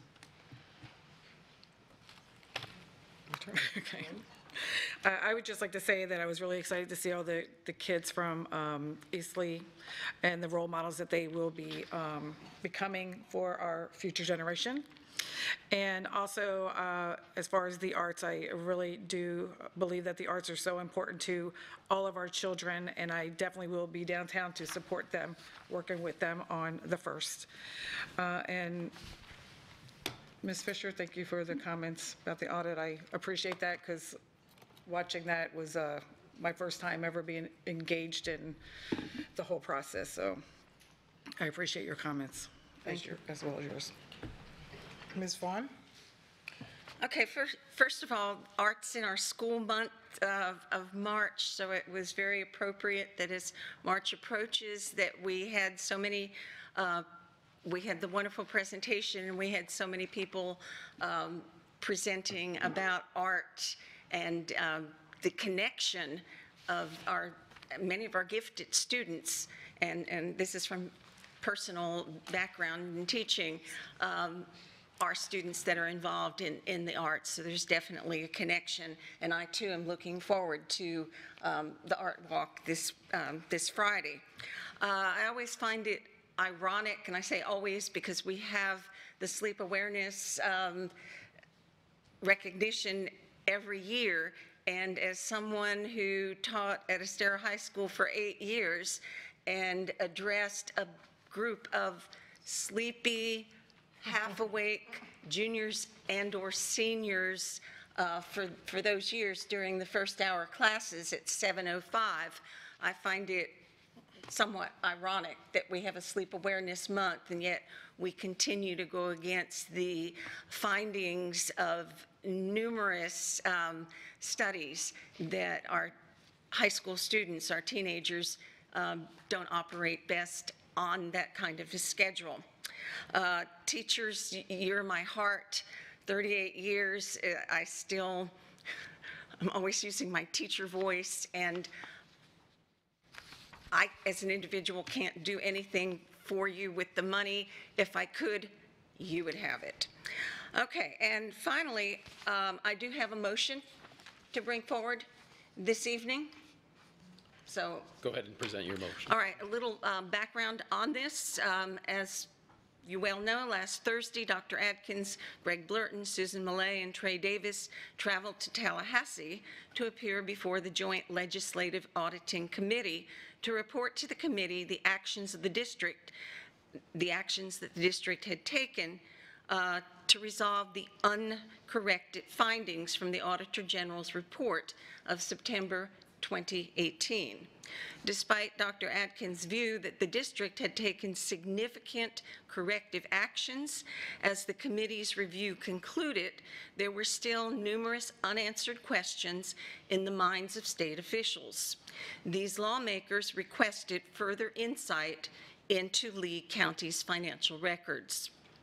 Recently, the board has been privy to emails and has listened to public testimony alleging corruption in the district's maintenance department. Members of the Board of Education are charged with overseeing the financial accountability of the district. We are the custodians of taxpayer funds, and I take this role very, very seriously. Therefore, in the name of accountability, I'm bringing forward this motion. I move that the school district of Lee County engage the services of a forensic auditor to fully investigate the financial accounting of the district maintenance department. I request that the board attorney conduct research on certified forensic auditors and bring his recommendations to the board at the March 12th action meeting. I second that motion. So Call for discussion. Call for discussion? Discussion on it? All right, well, I'll start. Yes. I can't support it because I don't believe a lot of the facts alluded to in here are in fact facts. So I would dispute some of the initial comments, and I see no reason to proceed with the forensic audit. Yes? For many of the reasons I tried to get to during today's workshop, I can't support this either. I can't vote to do something that I don't know what the cost is going to be, and that's essentially what I've been asked to do tonight, vote for an audit, but it's kind of like Nancy Pelosi's, you vote for it and then you read it kind of thing, you know what I mean? Like, I can't do that.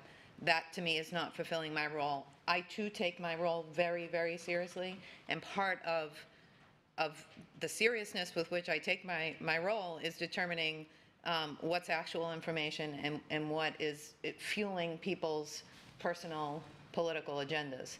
And again, like I said earlier, I've been privy to the same emails and information you've been privy to, and none of it has proven to be true. Finally, we are in the midst of discussions about hiring an internal auditor, which is going to be a broad-based auditing function in the school district.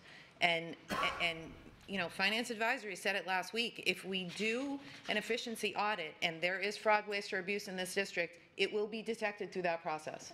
So I feel much more comfortable coming up with a solid auditing plan for our internal auditor, and if legitimate information comes forward to indicate fraud, waste, or abuse, then we do a forensic audit. A forensic audit is for the purpose of detecting criminal behavior or preparing for testimony in court.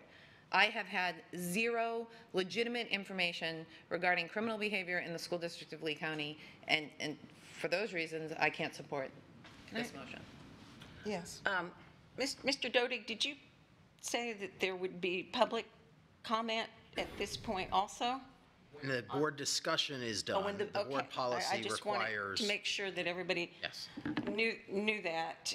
And yes, I'm very well aware of what a forensic audit what the role of the forensic audit would be.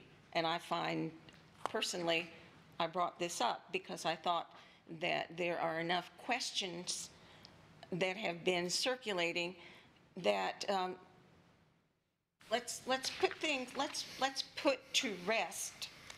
If there's no issue, let's put this to rest once and for all. And if there is an issue, then we're probably going to be saving a lot of money. Other comments, Ms. Fisher, you had?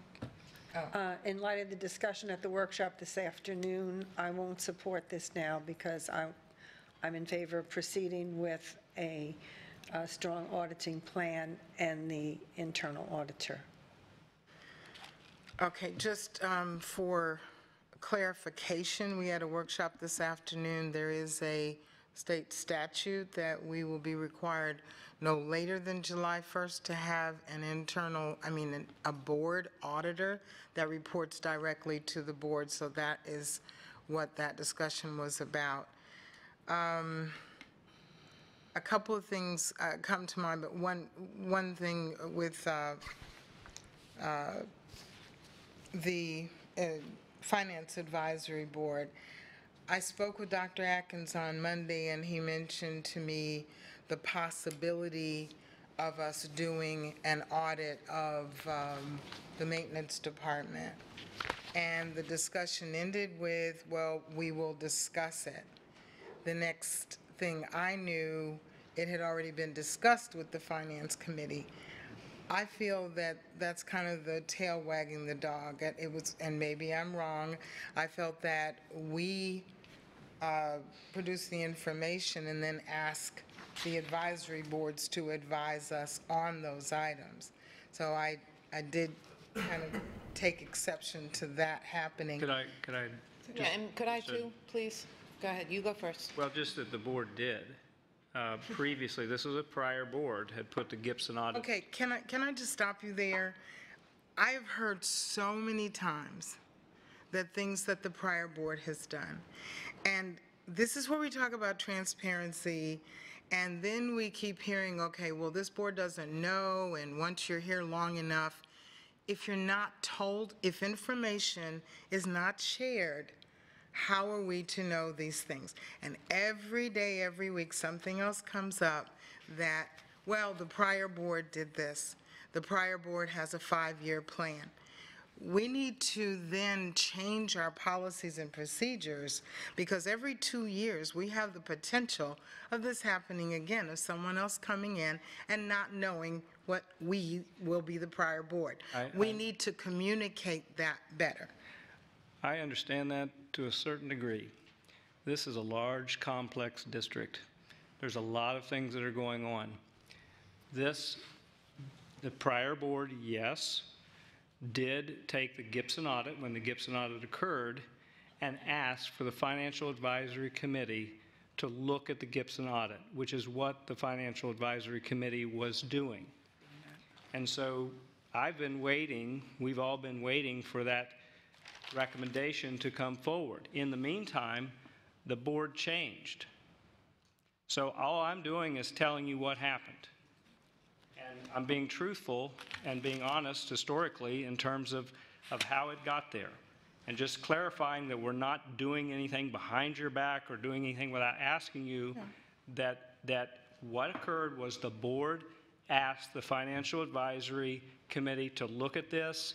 You had a changing of some board members, but the board continues on, and now the Financial Advisory Committee is taking that back up. Okay, and so, you know, it continues to come up about transparency and communication, need to know this and that. And that's why we're putting together a communications plan, because it is just become clear to every little thing that somebody happens to not know about becomes an issue. And I think the expectation around that is way over what it should be. We are down in the weeds of the business of this district rather than at a policy level. And if we're down in the weeds, there's no way that I can communicate every little detail about what's going on district-wide to this board. And that's why, I come together with a communications plan. We're trying to do the transparency workshop. But in the meantime, if we have a little bit of leeway here as we're learning how to work together as a team would be appreciated. Well, and the concern, though, is I don't want to be in the weeds, but each and every time that I'm told to stay in my lane is very offensive. I am here. And each and every time, quite frankly, that we're questions is also disrespectful and offensive. So it goes two ways. And I understand that, Superintendent, but here's the issue. I don't need to know all the weeds, and I'm just speaking for myself. However, if it's something that is coming before the board that I have to make some judgment on, then I need to know the details of it. If it was something that was presented by the previous board, then we need to know what was done previously before it comes to us to make comment. Ms. Fisher. Thank you. I've sat on this board since 2010. It has changed 4 times. Business that is done by the sitting board is business that's done. It's all on the record, and it's all been transparent, to my knowledge, since 2010 at least. So we can't undo what's been done. And if you have questions about what the business of the board has been done before you, it's all there on the record. So yes, some of our bids are multi-year bids, so more than one board may have approved a bid or a policy change or something, because it's a work in progress. And I totally understand. Madam Chair, if I just could give you some advice at this point. We're supposed to be discussing the motion made by Ms. Vaughn. And I'm not trying to cut off your debate. That's certainly your prerogative, but I'm not sure talking about the motion. So it was my understanding under the previous board, and we as a new board have not discussed changing this, is that my role as the liaison to any of our committees is to go to them with issues that are facing the district and ask for their advice and counsel with regard to those issues. Okay, and can I stop you 1 second? Only because the statement you made, issues that are facing the district, that are facing the district now, would it not be in the communication process that we would know those before an advisory board would? That's when an initiative started under the previous board, Gwen, I can't get inside your head and try to figure out what it is you don't know. Okay. I am not. And we can. May I please finish? Yes. And I don't mean that in an insulting way. I really. I'm not insulted. I'm trying really, really hard to fulfill whatever this transparency need is. But as insulting as it is to the superintendent, it's insulting to me too, because I sat on this board for the previous 2 years, and I work really, really, really hard to make sure that I understand issues on a very deep level. And when the things are said the way they're said at this table, it feels like I've been punched in the gut, like my professionalism is somehow being questioned. I'm just letting you know how it strikes me. The other thing too is I don't think we would be having this discussion at all if, as I had requested earlier, professional courtesy, to put this off until we as a board could have had a more thorough discussion about where we're headed with auditing in general. But that professional courtesy was not extended to me. So now we're having a discussion that doesn't really make a whole heck of a lot of sense to me. I mean, my job as the liaison is to bring information and recommendations from the committee back to you, and that's what I did today. And I totally understand that after the comment that it had been previously given to the committee.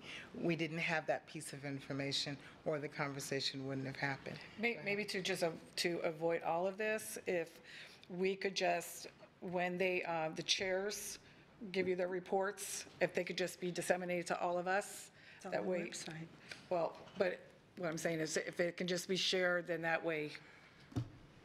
I understand it's all on the website, but coming in, there's a lot of information. Are we expected to just go through everything on the website rather than be told, this is the information that we need for now and this is information here. That's all I'm saying. I'm not accusing anyone of hiding anything. I'm just saying we need to disseminate and communicate better.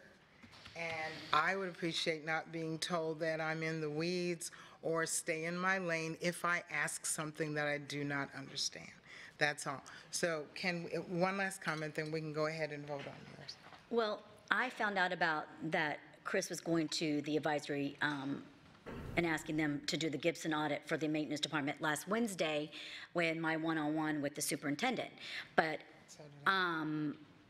actually, this question goes back because I didn't ask it at the time because I was questioning all the IEQ stuff. But what other reasons that you feel that the maintenance department needs to be audited by the Gibson at this point? Well, you didn't really go into detail, so let's be transparent about that. Sure. Well, the reasons why that we recommended maintenance department, financial accounting, and payroll. If you looked at the Gibson report, that's where you saw significant numbers of findings, so to speak, that were relative to those particular departments. That's one reason. The main reason for me is having some familiarity with that department is that I do think it would be in all of our best interest to take a real strong look at the systems that are in place there to make sure that we are monitoring work and that work is done appropriately. Like, you've heard me mention about GPS and work orders and materials list to make sure that's being checked. You also want to make sure that your inventory control is being done efficiently and that the work is being done efficiently. In other words, are we going out there and identifying what the issue is and making sure that we have the materials and supplies and manpower on the work site, so we're not going out there identifying it, then having to come all the way back and get materials and go all the way and do that. It's a hard-working department of people that work real hard, but I think in terms of looking at establishing systems to monitor the work and to really make that work as effective and efficient as it can be, I think that we can learn. I know that I've had discussions with Mr. Flock, Ms. Cedino about that. I think they've been open to having a company like Gibson come in there and do that audit. The purpose of the audit not only is just to find waste, fraud, and abuse. That's one purpose. The other purpose is additionally to make us more efficient, effective, and to save taxpayer dollars. And I think there's opportunity there that we can take advantage of as a district. We can get better. Okay, shall we move on? Can I respond? Dr. Atkins and I have talked about this and in a one-on-one, and I assume that, well, assume's not good, but it's likely that others on this board have had similar discussions about maintenance and broken GPS and some issues. My reason for saying forensic is that, yes, it's important to do these efficiencies, and like the GPS and some of the things that Dr. Atkins and I have talked about in our one-on-one meetings, that's important. But I think we also need to go back, because there have been so many questions swirling around. I think we need to go into a forensic audit to back it up and take a look at what has happened prior. And I think an investigation, as well as the efficiency kind of audit, I think it would behoove us to do both. And they would both be included in a forensic. Can I ask this, Ms. Vaughn? Since we are in the process of looking at hiring an auditor for the board, would you be willing to kind of lump that together so that our board-appointed auditor would be able to handle or manage that that process? It has nothing to do with what I'm willing to do or not.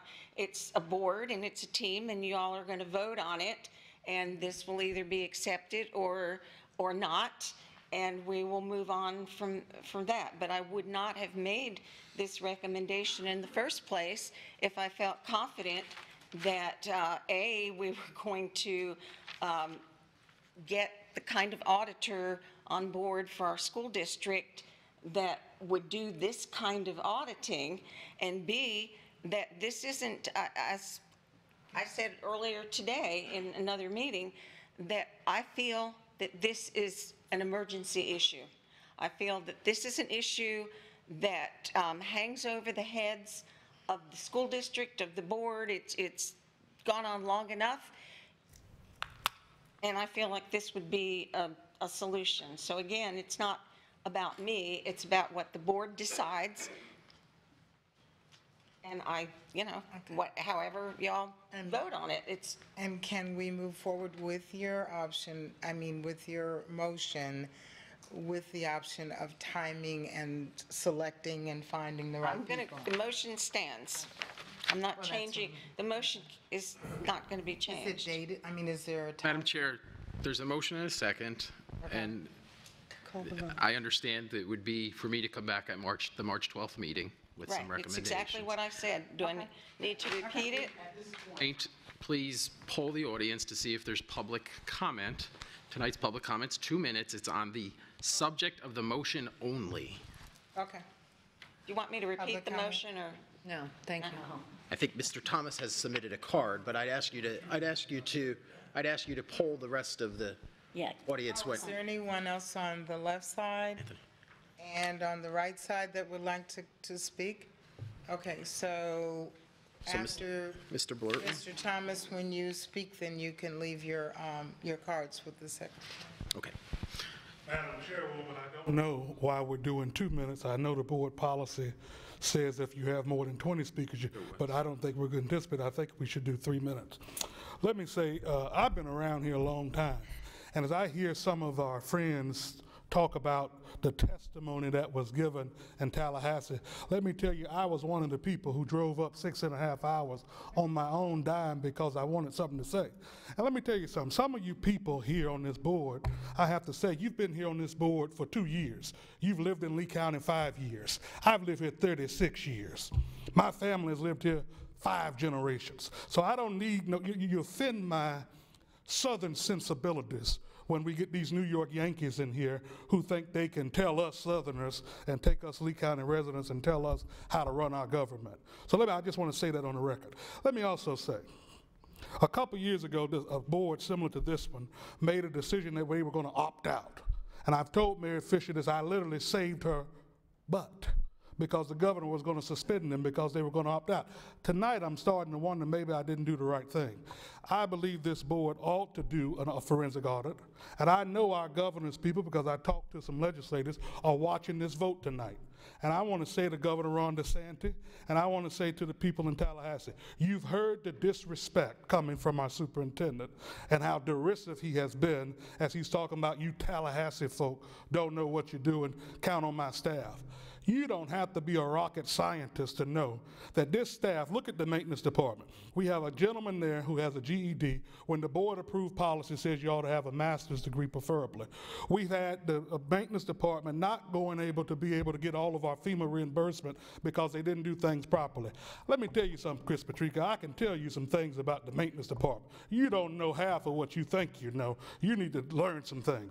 So let me just say in closing, I really believe, Betsy, you're on the right track. Melissa seconded that motion. Hey.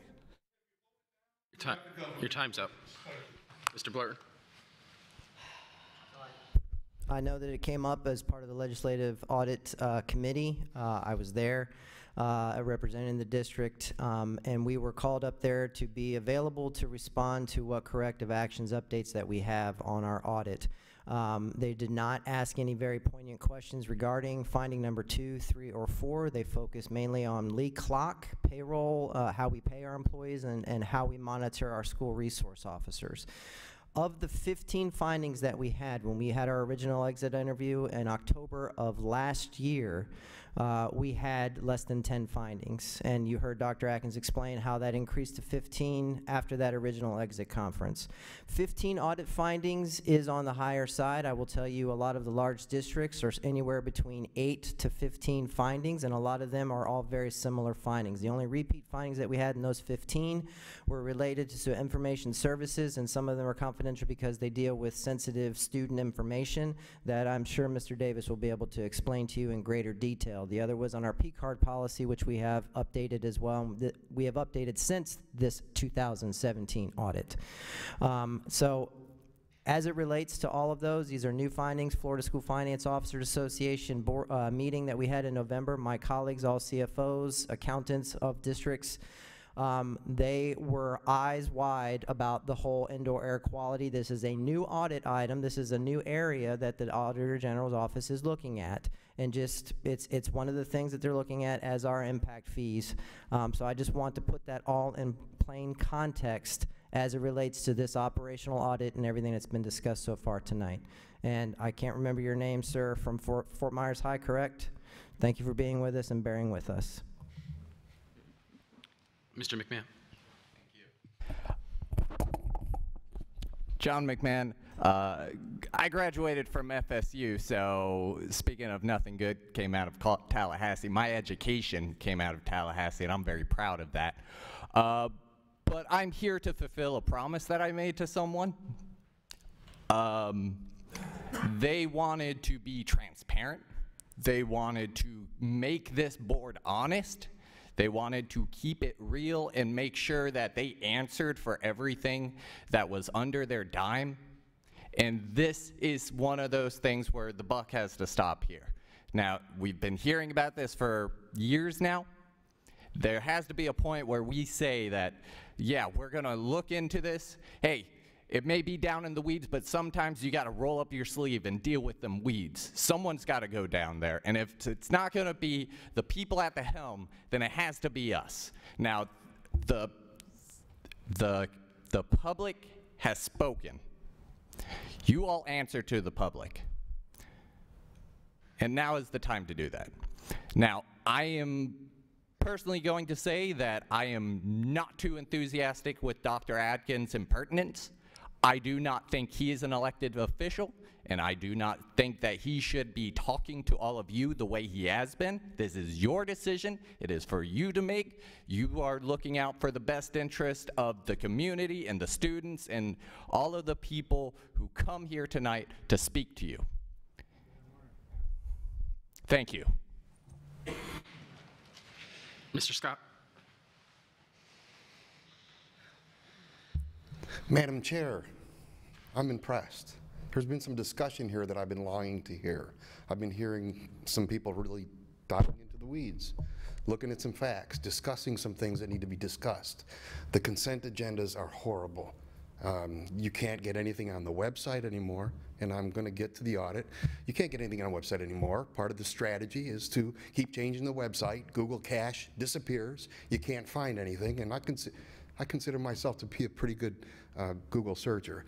I've watched the JLAC hearing. I've heard and seen the decorum. I've seen when a speaker wants to speak, he says, Madam, or he says, Chair, can I back and forth? Every time a question was asked, they addressed the chair. There was no interruptions. It was orderly. We haven't seen this here today. I've heard people interrupt you. Out of the spirit of transparency, I understand it. We're social creatures. We let things flow, but we need that order. We need you to take charge. I was a member of the Finance Advisory Committee. Ms. Morgan understands that. I challenged the prior speaker at this podium. I said to him, how many people are enrolled in classes? I provoked him to say 800, that it wasn't close to the 2,000. I talked to Ms. Patrica, $1.2 billion is how much we're gonna get. These are all audit questions. And when you look at the agenda you approved today in the consent, you'll see $31 million is projected for January, February, March. Ms. Patrica, Dr. Atkins said $590 million. Today we got confirmation, 31 million is 10 million a month times 12 months is 120 million a year. It's $1.2 billion. What does sales tax have to do with the matter under discussion? His chance to speak. There's 15 seconds. There's 15 seconds left. Stick to the forensic audit. No, I paused it. Dealing with finances, I'm telling you, you lied. You lied to the people. You lied during the sales tax. Thanks for interrupting me again, Ms. Patrica. Madam Chair, I ask for you to maintain order, make people recognize you when they speak. Thank you. Thank you. Are we ready, Mr. Dodick, then to Yes, call. Do you need call to? for the vote? It needs to be a Verbal vote on Ms. Vaughn's request to do an audit. All those in favor? Aye. All opposed? Nay. Okay. Motion fails. And Ms. Morgan? So I want to address recent news reports and comments that have been attributed to me. Let me be clear. I am frustrated by the constant drum of negativity directed by members of this board at the superintendent and staff. I believe the discord is driven by members of a small pressure group who strive to disrupt the work of the school district through unfounded accusations for personal ends, not in the service of improving educational opportunities for all children. To that end, I have 3 comments. First of all, last year this district was audited 5 times. The OPAGA audit, the last audit, completed at the beginning of September 2018, concluded with comments laudatory about district operations supporting the capital budget. Every one of those 5 audits, the district responses, the actions taken, are available for public view on the district website. Readers of the audits will find that district staff replied to every finding, making recommended changes where necessary. In some instances, as was mentioned last week in the meeting of the Joint Audit Committee of the Legislature, some rules regarding the implementation of new laws have been unclear, leading districts and the state auditor to request clarification in amended law. More recently, districts statewide are being challenged by state auditors for standard accounting practices in place for years. Comments have been made about the number of Lee County audit findings, yet the state auditor in the joint committee hearing was unable to characterize the 2017 operational audit as typical or atypical for the size and complexity of this school district. A committee member commented on the depth of knowledge shown by Dr. Adkins and Ms. Malloy in responding to their questions. Second concern, recently an investigation into allegations made against district staff was completed with no finding of misconduct by the employees cited. While that investigation was underway, documentation was provided to members of the public in violation of Florida Statute 1012.313A1. Any complaint and any material relating to the investigation of a complaint against an employee shall be confidential and exempt from the provisions until the conclusion of the preliminary investigation or until such time as the preliminary investigation ceases to be active. Excuse me. If the preliminary investigation is concluded with the finding that there is no probable cause to proceed and no disciplinary action taken or charges filed, a statement to that effect signed by the responsible investigating official shall be attached to the complaint, and that complaint and all materials shall thereupon be open thereafter to inspection. The board received that report from the Lee County School District investigator, and it states there is insufficient evidence to conclude any district employee engaged in misconduct alleged in the written complaint. In addition, reference is made to possible violations of state law, Florida Statute 10123131A1. That is, a member of the governance team may have compromised the investigation by prematurely releasing protected information, which was the disclosure of the names of employees under investigation. To date, the board attorney has neither given advice to the board nor cautioned members of the governance team about the exposure or risk this violation presents to the board or the district, but I am assuming we are vulnerable to the possibility of a lawsuit brought by one or more employees. Finally, It was reported that the board is holding a professional development workshop because of personal differences on the board. This couldn't be further from the truth. All professional organizations, when undergoing management changes, engage in professional development. We should have scheduled such within a month of the new board formation. I am looking forward to working with a professional facilitator who can help us, our board, organize and commit to a positive way of work.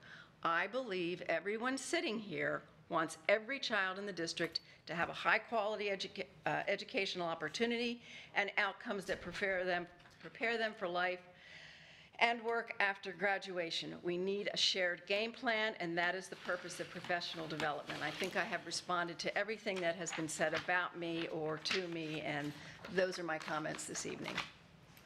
Thank you. And, okay, my comments, I will try to make them succinct, but I do have to respond to some things. And regarding the articles and all in the newspaper, they are the news. They try to find something to sell newspapers, and when there is information that they can receive and it's a story, then they do that. Some things are true, some things may not be, and a lot of times it's perception. And as I have stated to other board members, as far as professional development and working together, my desire is that we learn to be professionals to the point of agreeing to disagree at times, but when the lights go off, we are still professionals, and we're here to do the job of taking care of children. That is the spoke of the wheel. Anything that we discuss or do, if it does not connect to what's best for children in Lee County, then it should be off the table. I want to say to staff, I'm in no way attacking anyone on staff in this organization. I mean, I've been with this organization off and on for like 15, 16 years. I know that you work hard, and I understand that. Sometimes change is difficult, and sometimes a perception of change is difficult. And we just have to learn to understand, if I have a perception that something is a certain way, then we have to learn to understand that's my perception. You don't have to attack me for my perception. And that's just the way that goes. We've heard a lot about Tallahassee and about the legislators. And I mentioned in another meeting where I took a trip to Tallahassee and I talked one-on-one with all of our legislators. It is my personal opinion that we are going to get more from them by working with them and cooperating with them. And my statement to them when I went was, we cannot serve the children of Lee County or Florida if we don't work together. Factions are not going to get us where we need to get. Attacks are not going to get us where we need to get. We've got to figure out, as professionals here and professionals in Tallahassee, how are we going to work together to do this? It has to be done. I mentioned before, when we talk about transparency, and I know that's a four-letter word to some people, however, if things are requested and you're told stay out of the weeds and, you know, stay in your lane, you don't need that, and it's 2-3 months goes by and you don't get information, it is a red flag, and unfortunately. So I will be sending some more requests for information that I requested back in December regarding the executive pay. I, like I said, have a fiduciary responsibility to serve the community that put me here. I am an open book about it. Ask me any questions, contact me. I'm not going to agree with all of my board members all the time. But I hope that when the lights go off that we can walk out of here and be professionals and deal with each other. Emory, I tell you what, you got an earful tonight, right? So I know you're sitting there taking notes, figuring when you get on the board, this is what you will do and not do. So please give us your impressions. Sure. So, first of all, I understand that I'm kind of preaching to the choir a little bit when I say this, but there have been a lot of passionate teachers in my life who have caused me to become very passionate about certain subjects, and there have been teachers who kind of count away the hours and minutes waiting to get a paycheck that kind of ruin a subject for me. And I think it's those, we can all agree that it is those passionate teachers that we need to stay in our school district. And I understand that budgeting, the process is very tedious and it's a balancing act. It's, where you put certain things and take them out of others. But it's not the new computer that is brought into a classroom that lights a fire of inspiration in me or my peers. It's the teacher that is guiding those lessons and is reaching out to us personally. And I don't think that any teacher who is good and passionate will be able to stay and focused and put that amount of work into their job if they're working 2 jobs to feed their family. So I think that that's definitely something to really consider when working through the budgets. Something a little bit more lighthearted. I just wanted to kind of shout out Lee Schools TV. It's the channel that the Communications and Production Department runs, and as was mentioned in my introduction in the beginning of the meeting, I'm a part of it. It's a really great experience both for me and I think for everyone who watches it, because it really allows you to see the faces that actually make up our school district, and it's really inspiring to see the students who are working hard and who are achieving because of the system that we have in place. And although we have problems that we're working through, it's good to have a reminder that there are a lot of things that are working, that we have done well, and it makes me very happy to be living where I am right now and in the school system that I'm in. And then finally, there has been quite a bit of conflict tonight, more so than I've seen in the past. And while on face value, I think that that seems problematic and definitely a problem to solve, I think that it's also to a degree inspiring, because it shows that each of you care enough about making a system that's good for the people who are working in the school district and for the students who are learning in the school district, that you're willing to fight for the things that you're believing in. And I think that as long as you work out as you said, a professional way to do that, I think it's a very healthy thing to have that kind of conflict. And I do appreciate it, and I appreciate the opportunity to be here tonight. Thank you. Thank you so much for being here. Holy I'm sorry, Mr. Dodick. I cannot top that. I have nothing to say. Oh, I know, none of us can. That was beautiful. Dr. Atkins. Yeah, I have to follow that. Well, first of all, I do appreciate what Emery says, because I think he's absolutely right. I do believe that this team needs to go through conflict.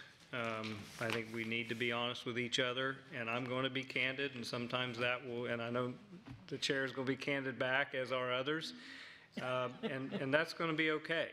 I mean, I think that's important. I'm learning. It's been a long journey, as my staff will tell you, not to take these things personal, but I do feel passionate about the work that I do and my staff does, and I know you feel passionate about what you do. And so I do think it's actually probably refreshing to some members of the public to see some debate up here, and that is, frankly, a part of being transparent, is when you have some debate and everybody gets it out on the table. So, I hope nobody took anything that I said as disrespectful, but I do feel it's important for me to speak my mind, and I hope that you all feel the same.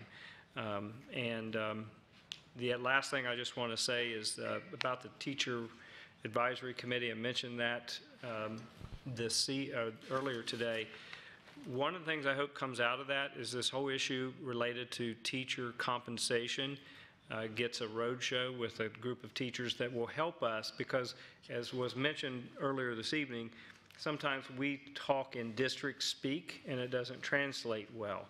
And so our teachers help us deliver that message, in my opinion, more effectively. And so that teacher advisory committee is committed to help us with that. So instead of speaking like I do with 55% to the 75th percentile, well, what is that going to mean? And where do we need to get to as an organization? And it's a great group. It's kind of like the student advisory group, where you really just get amazed at the things that are brought forward. It's the same with the amazing teachers in our district. They have a lot to offer in the way of opinion and how to make things work better. And so that's why I continue to be excited to work with that group. And I just wanted to let you, I'll keep you posted on our work. So thank you.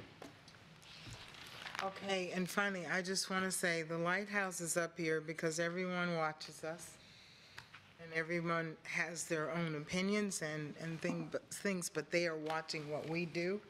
So our process of storming over certain situations, if it comes out that we have a good result from it, then people learn how to get along as a professional organization. And with that, can we just do it verbally, or do we have to do it on there? We got to do it online. Okay. May I have a motion to close the meeting? So moved. Second. Do we have to say publicly when the next scheduled meeting is? Is that I required? forgot. Thank you for reminding me of Yes. that. Next scheduled meeting will be on Tuesday, March the 12th. There will be a board briefing meeting at 2, a regular school board meeting at 6. And of course, my thing went off again.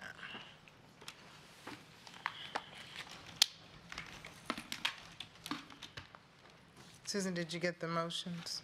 I did. Okay.